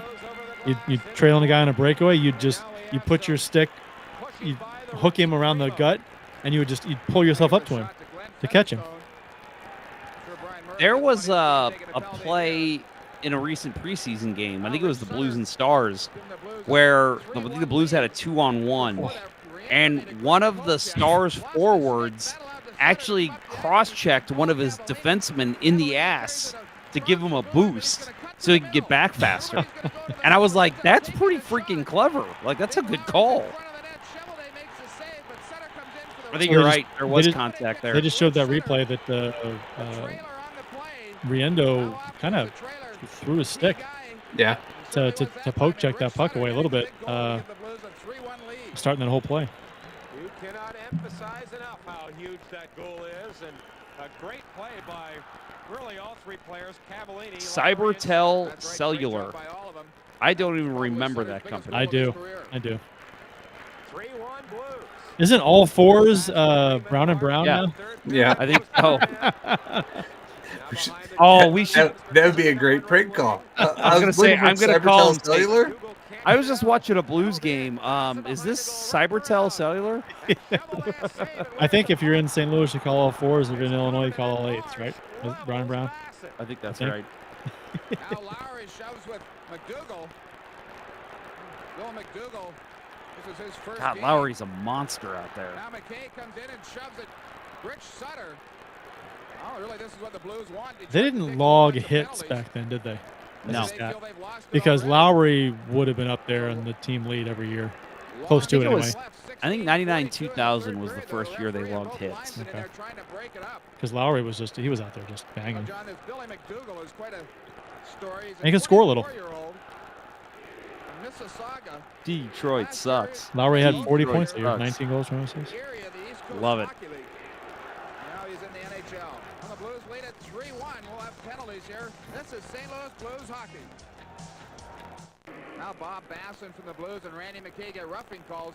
Basson does a good job coming out from behind the net, trying to stuff it past goaltender Chevelday. Just, man, grabs onto him and just takes a punch. It'd be fun to have an official, like an official in today's NHL, watch a game from this era, maybe a little before, and then write down all the penalties he would have called and see how many penalties that this game would have had if it was played today the same way. Oh my God, it'd be triple digits. Now Butcher back at center ice, takes a check, gets it to center. Now for Butcher to Lowry. He'll backhand it in. Chase on for the Red Wings. Up on right wing to Miller. Through the middle of Fedorov. It was always funny, like the Blues style, stereotypically dump and chase, right? A lot of teams use that.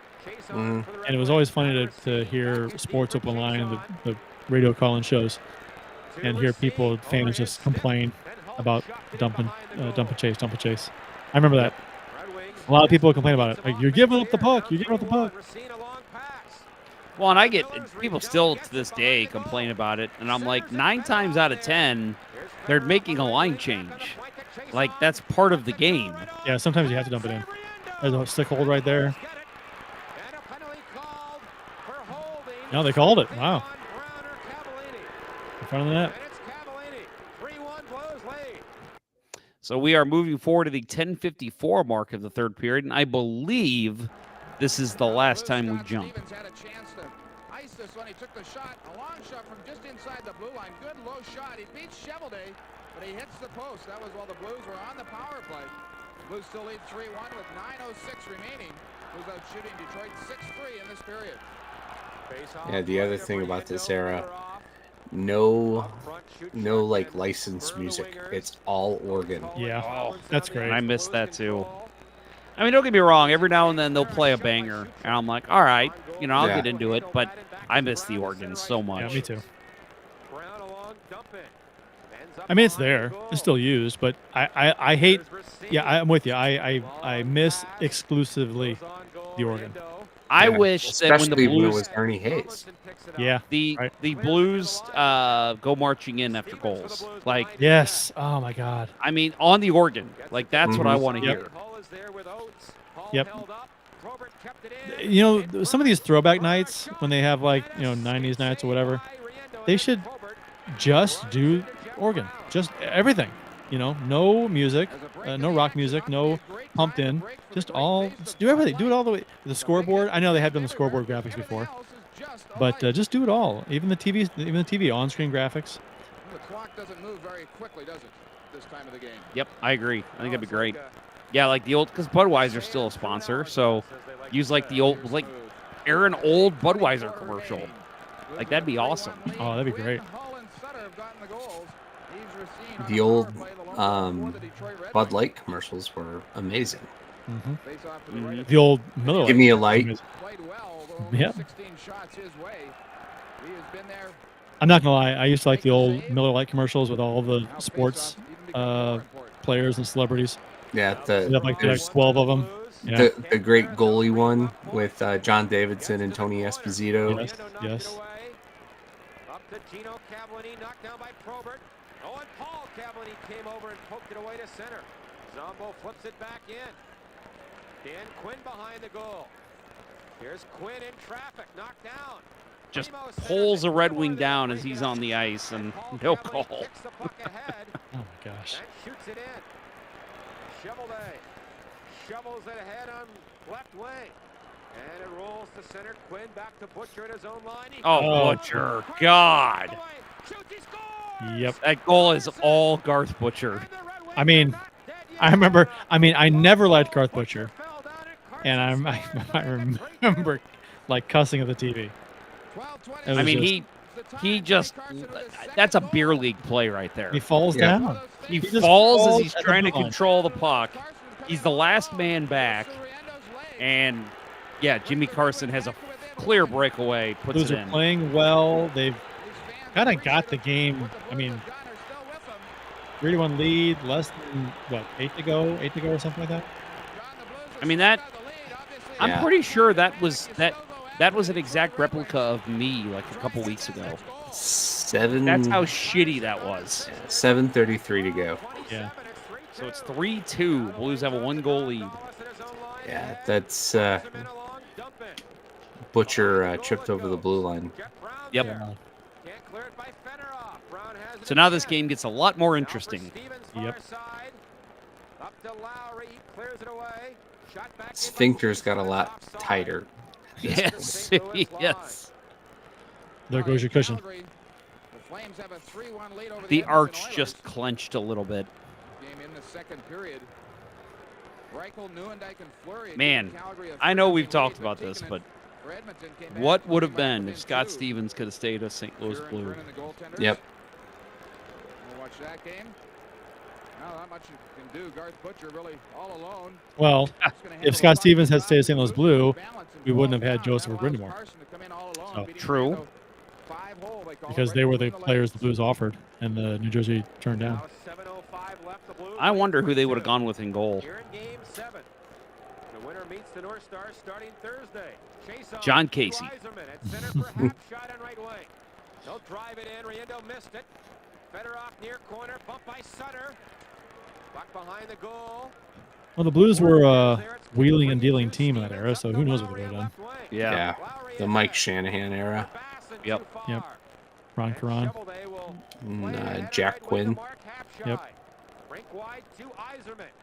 There's meat Kay on Quinn's the dad. burner. Yeah. Who left the paper trail and cost the Blues, actually ended up costing the Blues those picks. Yep. Paper trail. Tampering. Rando just made a game-saving save right there, and there's a trip. No penalty. Referee has put the whistle away at this point. But the linesmen have not.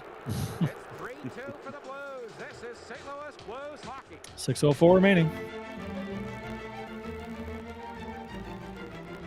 It was like a Christmas transition there. Weird. Yeah, this was recorded during the lockout of 04.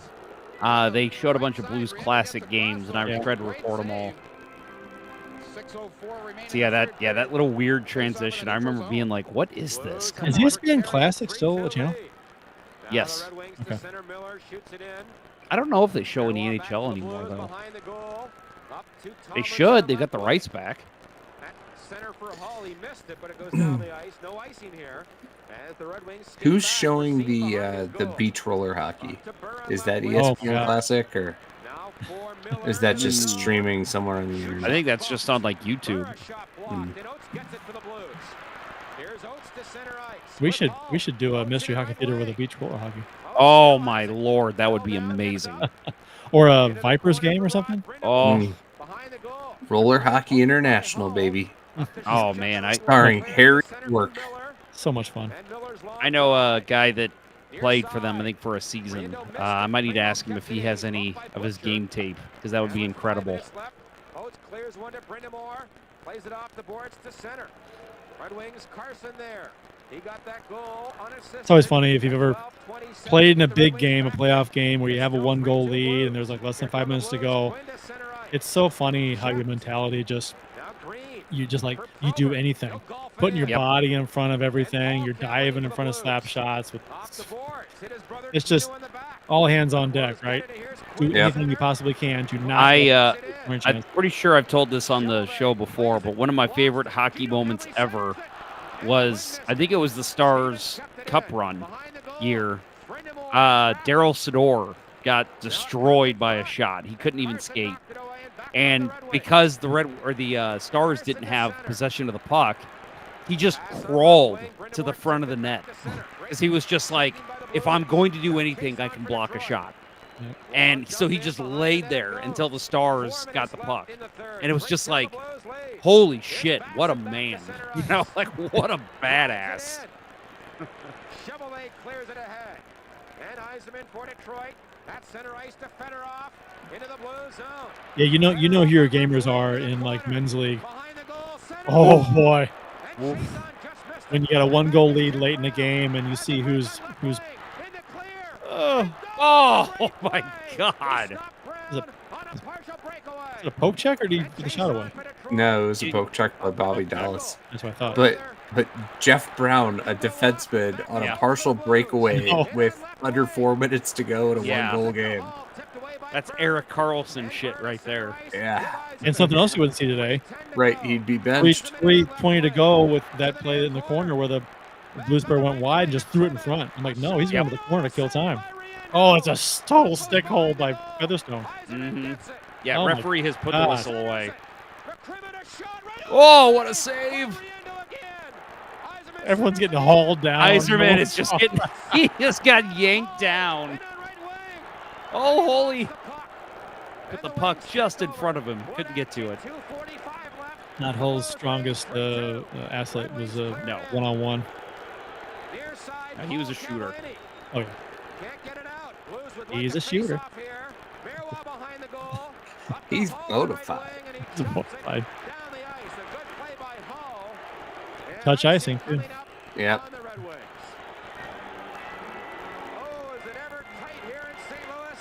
That was a great series there. Great story in front. Man.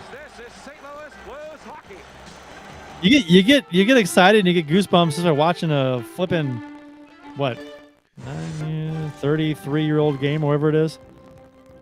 Yeah, crazy. It just takes you back. I just love it.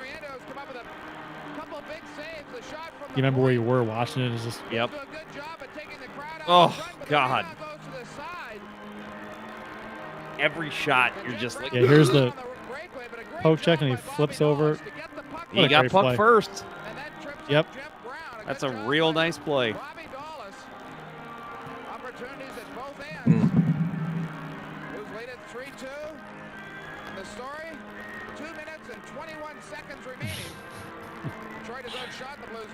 The Budweiser theme on the organ, man. Mm-hmm. I want to go back and just back in time and just watch myself watch this game. Sit down, dude in the yellow with the pop collar. Dude's got a pop collar. Come on, man. Right here in a pop collar. 80s are over. Come on, dude. Barely.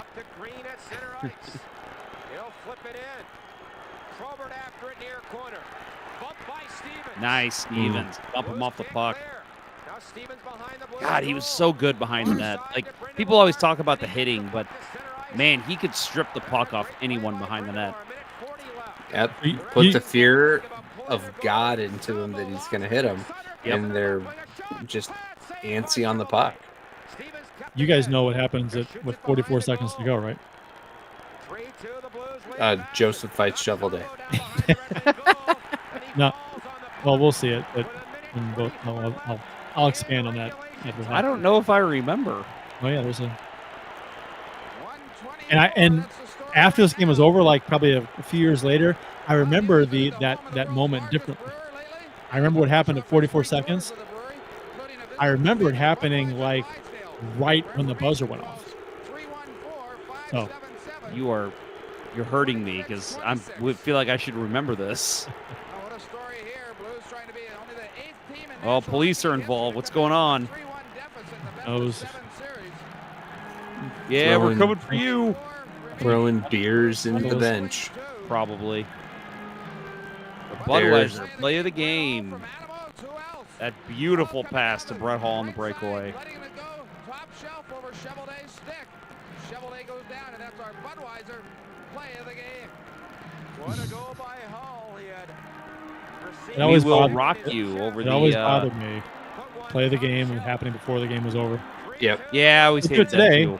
They still do today. It's just they want to get that sponsor. It's like if the Red Wings score here, you're telling me that's not play of the game? Well, overtime winner. That's not play of the game. Yeah, I know they want to get their sponsor in, right? The sponsor, because it's sponsored, they're paying for it. Right. They'll do it while people are watching. If I were a sponsor, I'd be like, play of the game to this minute. That's what I'd call it. So far, right? Yeah. Yeah. Got a chase on, tipped in there. Sutter goes back. Sutter gave it away. Fedorov near corner. A minute left in the third. Here it comes. Pulled. The Red Wings have their goalie pulled. Now the Wings steal it behind the goal. Try and center. Butcher knocked it away. Can't clear it out. Held in. Now Butcher again. Has time. Again, can't clear it. Eiserman in front. It's offside, though. It did come out. Oh! See, Eiserman scores. But it was offside. Right. It was offside. And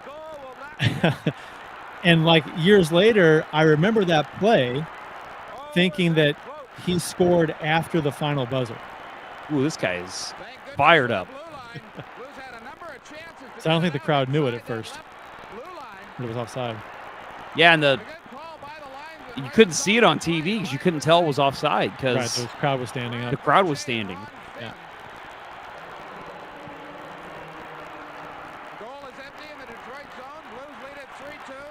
You hear that over the intercom? That was a Mr. Tom Calhoun, friend of the show, saying goal was disallowed. How about that? How about that? Mel Allen. This week in baseball. Love Twib. Twib notes, yeah. It was great. It's such a weird thing because you'd watch that show to get baseball highlights for the last week. Yep. On a Saturday, I guess it was. I saw somebody complaining on social media about how SportsCenter is nothing anymore because they don't even show the highlights as much anymore. It's all talk and stupid shit. I'm like, because people don't need SportsCenter anymore. You get instant feedback from everything on the internet now. You don't need a highlight show. Eisman's all in front. Look at that. Yeah, Blues totally mismanaged that one. Yeah, they have no camera on the blue line, so they can't tell if it actually did come out. But he did put his arm up for offside, so. His arm go out like this. Right. They stop, then start again.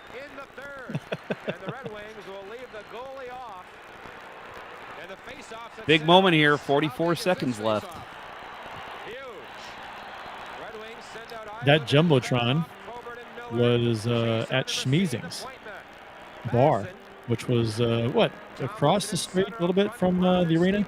Yeah. They had the Jumbotron above their bar in that cavernous bar, but nobody knows where it is today. I believe it's in the Armory, which is now closed. I don't. Yes. Yeah, they just closed. Yeah. But they don't have the scoreboard. No, I know. I did see a sign that said that Armory's already been bought, and it was a picture of the Armory with Spirit Halloween sign hanging up. Yep. That's great. Look at this battle in the boards. I mean, jeez. Guys are literally jumping on top of each other. This is the time in the game. I mean, if you thought there was clutching, grabbing, holding, whatever, dirty stuff before, players don't care now. It's like, we'll take a penalty to avoid a scoring chance in a second. Well, and you also take into consideration that if the Red Wings take a penalty here, faceoff's right where the play ends. It's not doesn't go all the way down like it does now. So it's like we take a penalty, we still have, if we win the faceoff, we still have possession.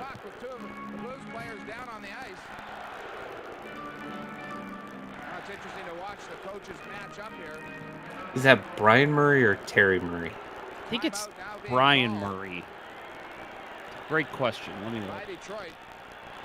Well, in the other seventh game, Calgary Brian Murray. Yep. lead on Edmonton. That's in the second period, so Could not get the Red Wings over the hump at this point. Because remember, we talked about this before. This was when the Red Wings started to be pretty solid. I mean, they weren't top of the division, but they had a good team, and they could not win a series. Yeah, they were known as chokers. Well, when they got all the Russian players, They for a couple of years they didn't win in the playoffs and they were known as chokers. Yeah, at this point, they didn't win a cup since, what, 64? It was a long time. Yeah. They used to, at Joe Louis, they used to give away cars to get people to come in the building and watch games. Yeah. No one was watching hockey because they were so bad. They had to give away cars during the game to get people to go in there. Yeah, that's I remember feeling sorry for Red Wings fans in the 80s, how bad they were. 24 seconds to go. And he pokes it to center ice. Played back in offside. God, the Red Wings are just all hands on deck. The clock just jumped from 24 to 9. You see that? I just said there were 24 seconds to go, and then like 5 seconds later, there were 9. I wonder if there's a glitch in the game coverage. Because this was directly recorded, so yeah, maybe. There's more than 9 seconds to go. They're gonna look at this, right? You would think it would be over. You know, Bruce, I thought a lot of time went off that clock. There you go. Yeah, there you go. So I Man, just look said at- there's 24 seconds to go. Look at Kurt, Mr. Observant. Hey, I'm nothing if not thorough. Well, there were 24 when I said 24. Sure it was. Yeah. That's great commentary from Bruce There's Affleck. probably about 20 seconds to go. There can't be more than, or there couldn't have been more than 20 seconds. Sure there was. I always liked Bruce Affleck. I thought he did a decent job. Oh. I mean, he wasn't the best, but he was good. He was the hometown guy, right? He's just like, he was passionate. And he had a good flow to him. Yeah. Unlike Rob Ramage and Ramage was awful. Yeah, he did a lot of work on Cam Wax too. Like, sports, like he'd do the recaps and games and stuff. Now Brian Murray talking with referee Terry Gregson. I thought a huge loss for the Blues broadcast team was Nicoletti when he left and went to New York. Yeah, friend of the show. Nicoletti was fantastic.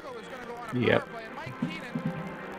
That was, not to toot my own horn, that was a good interview. Joe Micheletti. Somebody throw beer on Brian Murray? Great Yeah. stuff. Yeah, that's what I think all that police activity was. Okay, yeah, his jacket's wet. It's like a dick. A dick on his back. Not that there's anything wrong with that. No. If 20 seconds went off the clock in that last sequence. Back in the day when it was like a pain in the ass to figure out how much time was left, and know. probably a pain in the ass to put it back on the clock. It was like, oh, I can't figure out. clock The technology still doesn't allow us says to put this 9. time. We have to turn the clock off and turn it back on. We have to. No, what they gotta let it run down and then get to 20 and then run it all the way down again. Yeah. We'll be back in 19 minutes.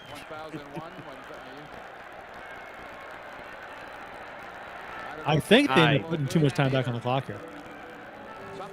I should have cut all this out. I apologize. I think they ended up putting too much time back on the clock, if I remember correctly. You can't cut this out. It's. I mean, this was drama. part of the game back in the day. Because, yeah, it took forever. There's still times today where it's like, okay, this is taking way too long, guys. Come on. Now the goals, Quinn, Hull, and Sutter. For the Blues, Carson and Racine for Detroit. Blues had a 1-0 lead, then it was tied up. And they took a 2-1 and a 3-1 lead. Carson's goal at 12:27, unassisted, brought the Red Wings back to within 1. What are you doing standing up, Tomlinson? You're not getting out there. You better just be getting ready to bang your stick on the boards, bud. Isn't Butcher's out there? Butcher Stevens? 19. Okay, 19. That's about right. That makes way more sense. Yeah. I said about 20. So yeah, that's right. Referee Terry Gregson. Now still, you get the face-off. Still the same There's scenario. Dick Cheney hanging out in the scorekeeper box. All those guys I are thought that was old Gorbachev. guys in suit, black and white suit. 3-2 the Blues lead. Face off at center. The Red Wing goal again is empty. Bassett on the draw, lost it. Red Wings chase on to Fedorov. Works in, it's offside. God. You just want this clock to keep ticking, and there's so many stoppages. It's like a basketball game. That was Red Wings' fault. Offside. Yeah. How can you go outside there? You can't be outside there. No. You gotta get that puck in, and you need all the time on the clock in the world, and you're offside again. Jeez. Good job, Tom McLaughlin, and good job by the scorekeeper. Now there's 14 seconds left with another face-off. At the line. Bassett and Yzerman again. Red Wings get it. Racine to Fedorov. In on right wing. Onside this time. Nice And poke Stevens. check from Stevens. On his back, sends it out. That'll do it. Beautiful. That'll do it. The puck went in the net. Did it or go wide? It went in? I think it went in. Nice. The last time the Blues beat the Red Wings in the playoffs? There it is. North Stars. Are those any of those games on YouTube? Because I don't think I shouldn't have any of them, but I they might be. I kind of want to go back and watch that because that was such a painful series. Because you thought, okay, the Blackhawks are gone, the Blues, their path to the Cup final is clear, and they just shit. Well, I guess Edmonton and Calgary. Yeah, playing. but Calgary took out Edmonton, I think. Yeah, I think you're right. That'd be, that's the Battle of Alberta. That'd be great. What was that? Did it go 7? I'll go fewer. Yeah, because they said that Calgary was up 3-1. Okay. Earlier in this. And that was game 7, I guess. Man. Yeah. That'd be a game to watch. Yeah. Backup goalie, Jeff Reese. Oh, yeah. Another good puck Doku play. Yes. You ever need Red Wings and Hurricanes? Go with Jeff Reese. Rod Brindamore.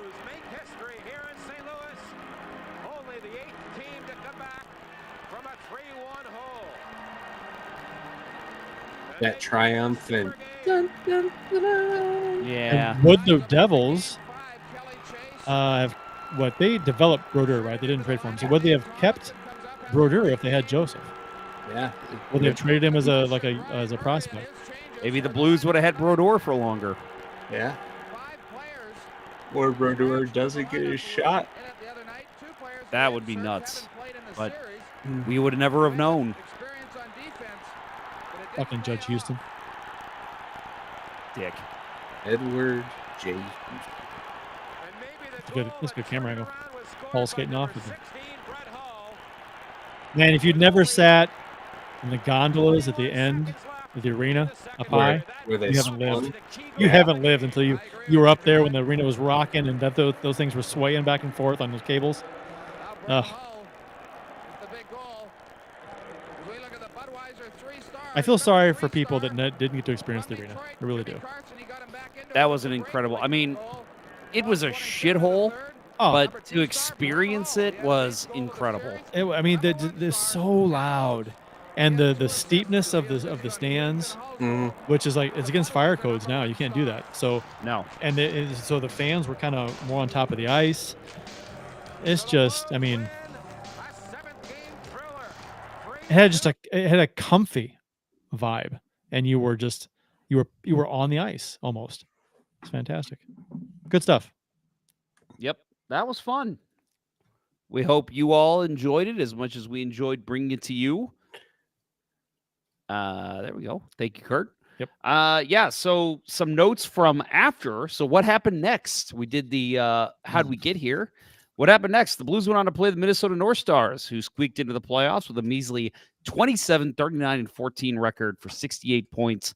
They had upset Chicago in round 1, who was a cup favorite that season. Then they upset the Blues. Then they upset the Oilers, who were 37, 37, and 6 for 80 points.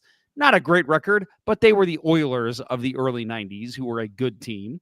Then they beat the Oilers in 5 games. Then they lost to the Pittsburgh Penguins in the Stanley Cup final 4-2. So for the North Stars, a miraculous run that, like you said earlier, Kurt, it was there for the Blues. That was one of those times where you looked and you were like, oh my God, the Blackhawks are out. It's all Blues this point forward. Blues were dominant in the regular season. They pretty much made Minnesota look stupid every time they played them. They'd have been the favorite to go to the final. I don't think they beat Pittsburgh, but they would have. They should have been to the final. That would have been a hell of a Stanley Cup final to watch, though. Lemieux and Yager versus Oates and Hull. Yeah, I mean, man, that'd be incredible. Wasn't who was in net for Pittsburgh? Barrasso. Was that Barrasso? Yeah. Yeah. So Barrasso against John Casey. Brando. Well, yeah. Well, the final, if you remember, right, it was Casey. But I mean, if the Blues had made it, right? Yeah. Lemieux walking Casey, the immortal goal. Yep. And Alexander Godinuk, right? Was that the defenseman he walked? I could be wrong on that. And the Blues were a very good defensive team that season. Yeah, they were. Even though they had Butcher back there. So again, with what happened to the Blues after this, Scott Stevens went on to New Jersey, and so began that fiasco. The next season, the Blues traded Oates mid-season and acquired Craig Janney. Curtis Joseph took over the starting job and appeared in 60 games for the Blues. And Garth Butcher, Kurt's favorite player, was named captain after Stevens' departure. So painful. That was another, and it's like so similar to the Brewer Pronger thing, because you felt like the Blues were like, well, we got to make it look like that was a good trade, so let's just name Butcher captain. And I feel like I have the same thing with Brewer. No, he's a good defenseman. Trust us. In fact, he's so good we named him captain. We're not stupid. Come on. Yeah. But it was such an exciting era, though, right? Because the Stevens going to New Jersey happens because the Blues are like, we needed one more guy to get us over the hump, and we went out and got Brendan Shanahan, right? And such a great acquisition. Sure. Yeah, but cost us Scott Stevens, right? And can you imagine today losing your captain? One of the best players in the league, a dominant defenseman, a core of your team, to losing him because you signed a guy. Yeah. For any player movement like that, like a league mandated player movement, there'd be riots. I'm not even kidding. Well, that would not happen. That's why it doesn't. That's why it can't happen today. That kind of thing wouldn't happen. They use picks. A player would not be allowed to be acquired if the team didn't have the picks. Perfect example is Armstrong acquiring the pick in the offseason so he could make a deal. So he had that pick. Do the offer sheets. Right, the offer sheet. Can you imagine if he would have done that with Broberg and Holloway, and then started the season, the NHL's like, you have to give Colton Parayko back to the Oilers. Right. That's the equivalent, right? But that was the NHL. Free agency didn't exist until the early 90s, and that the NHL was trying to send a message to other teams: don't fuck around with this. You're gonna pay for it. And the Blues basically gave the league the finger, so we're gonna do what we want. And the league said, well, okay, here you go. This era, and we talk about this era a lot, and I've been very strongly of the opinion that those jerseys should be the jerseys that are used, brought back for a throwback or brought back for the Winter Classic. Winter Classic. It has to be, because that era, that's the Hull and Oates era. That's Stevens, Curtis Joseph. That is the such an exciting era of Blues. And that's why I get pissed when people call the clown jerseys the Brett Hall jerseys. I'm like, Brett Hall was I don't want to say the twilight of his career, but he's at the end of his Blues career with those jerseys.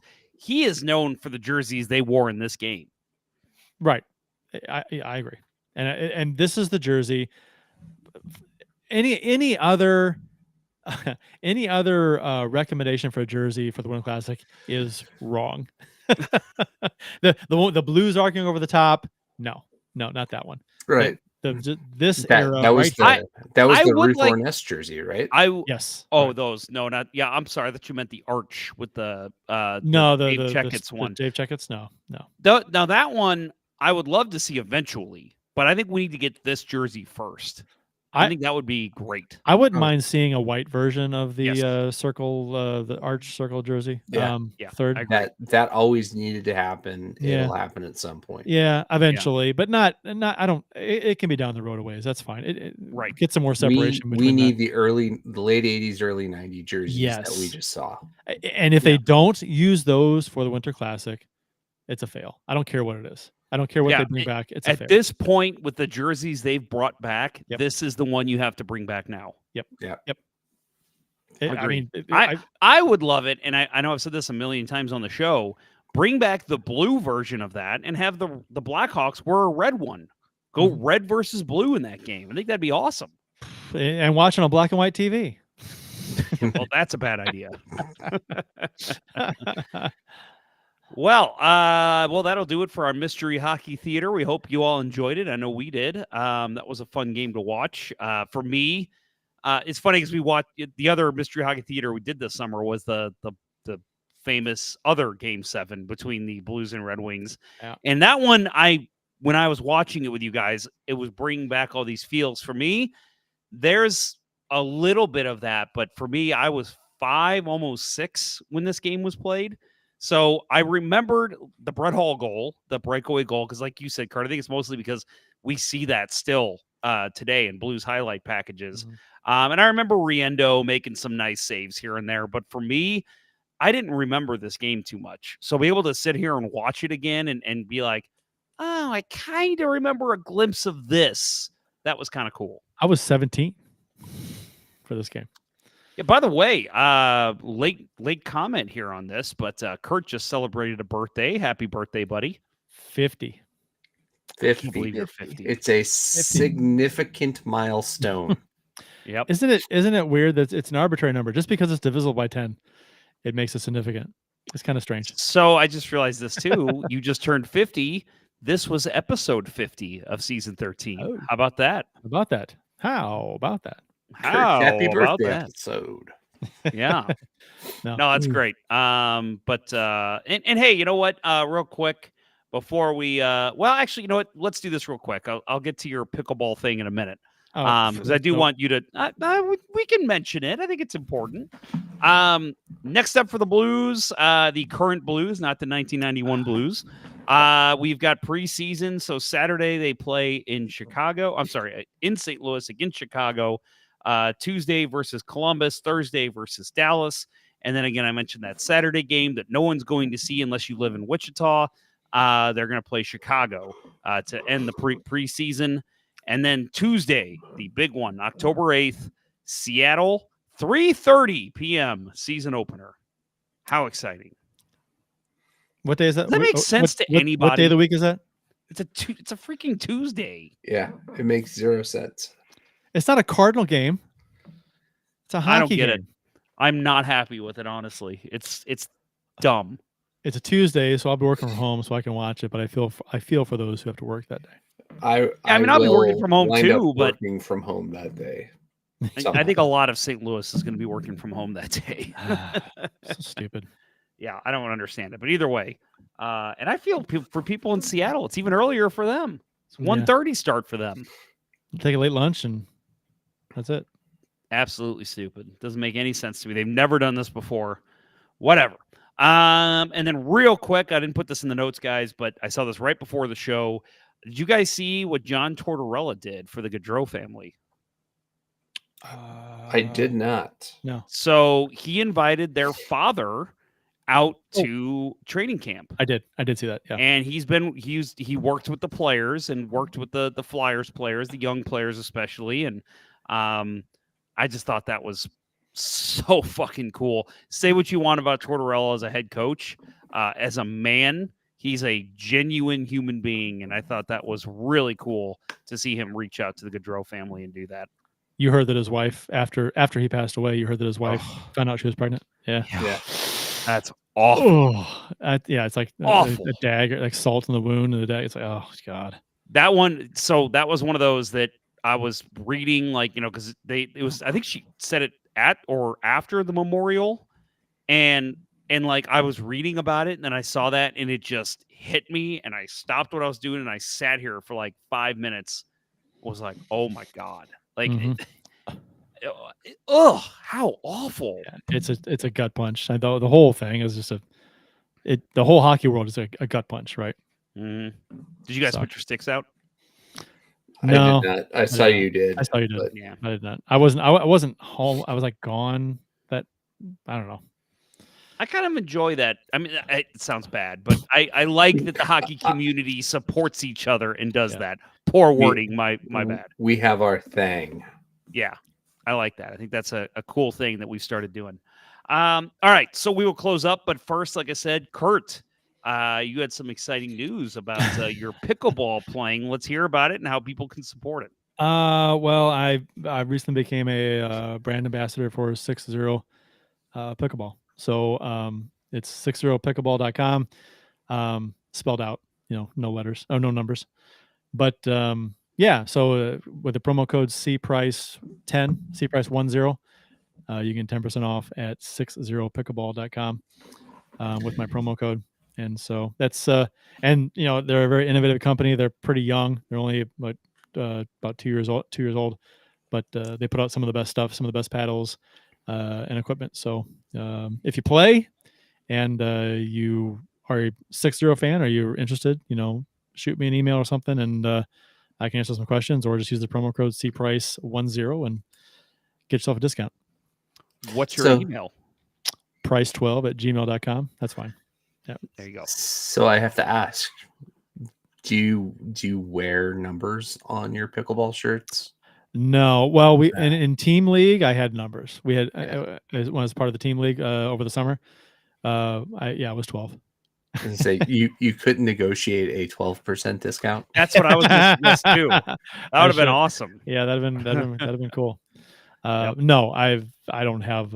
It's not like I'm not on their playing team. You don't have that kind of clout. No, not yet. I'm a representative. So so you say for the pickleball equipment, I ordered a shirt.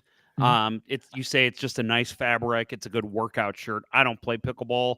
So as soon as I get that shirt, I will report back to you. But for those of you who are interested in just, supporting Kurt in any way, and, maybe if you work out or if you just like comfy shirts, check out their apparel line as well. They do. I have a couple other shirts, and they're quite comfortable. Yeah.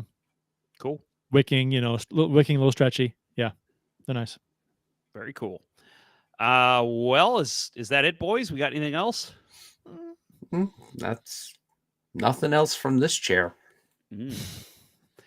So again, make sure, folks, and this is relatively tentative, but I think we can almost cement it. Next week, we will have our season preview show again with the weirdness of the Blues starting the season on a Tuesday at 3:30. We felt that it was best to probably go ahead and do our season preview show next week. So that will be Wednesday, October 2nd is what we're slating it for. Normal time. That'll be the kickoff for season 14. So make sure you tune in, join us live, get some good comments going like we had all season last year and every season before since we started doing it live. So looking forward to it, guys, and happy to be closing out season 13 with such a fun episode. It was a blast. It was fun. Yeah. I always love these. It doesn't even matter what kind of game it is. It's like it could be a random regular season game. It'd be fun. Yeah. Next will we do the random Blues North Stars game from '84 where Bunny Larock was in goal. Yes. I know you have that one. It's on your YouTube. Oh, do I? I didn't realize I did. Okay. I'd love to do that. I won a game where the Blues got the trumpeter from Quebec. Was it Scott? Claude. Mm-hmm. Yeah, and the Blues got him, and I want to see a game where they show him run up and down the stairs. That'd be awesome. We'll have to do that. We'll look for one of those games too. But no, I agree. These are always fun. I always enjoy these, and I love the idea of doing a St. Louis Vipers game. I think that'd be awesome. Or beach hockey, Yeah, or pro beach hockey. That'd be awesome. All right. Well, we're going to close her up again. Thank you, everybody, for joining us for the close of season 13. And make sure you join us next week for season 14. And for all of you who have supported us during the summer series and have enjoyed those interviews, thank you very much. I've had a great summer doing it, but I'm looking forward to getting into some regular shows because that means hockey's back. So We will be getting right on those next week. Support for Let's Go Blues Radio is brought to you in part by Mike Burgoyne from Real Brokerage Realty. Email him at mike@strikewithmike.com today for all of your home buying and selling needs. That's mike@strikewithmike.com. And Wolf Power Washing, St. Louis's premier power washing company with the best rates in town. Call Joe Wolf at 314-420-5434 and get the best looking and greatest power washer in the area. That's 314-420-5434. That will wrap up episode 50 of season 13 of the original St. Louis Blues hockey podcast, Let's Go Blues Radio. Thanks for listening, and thanks to those who participated in the YouTube and Facebook live chats during the show. We hope you enjoyed it as much as we enjoyed bringing it to you. For Bill Day and Kirk Price, I'm Jeff Ponder, and this was Let's Go Blues Radio. Until next time, everyone, beat the North Stars. Let's go Blues. I hear that Madonna kid's going to be good. There goes Shovel Day. Bye-bye.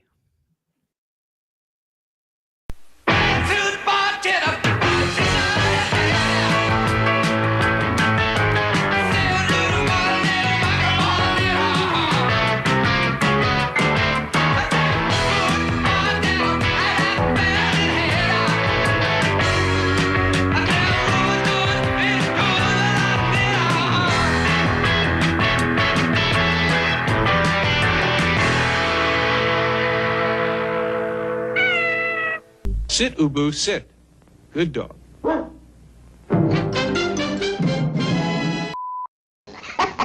You thought I was going to say, son of a bitch, didn't you?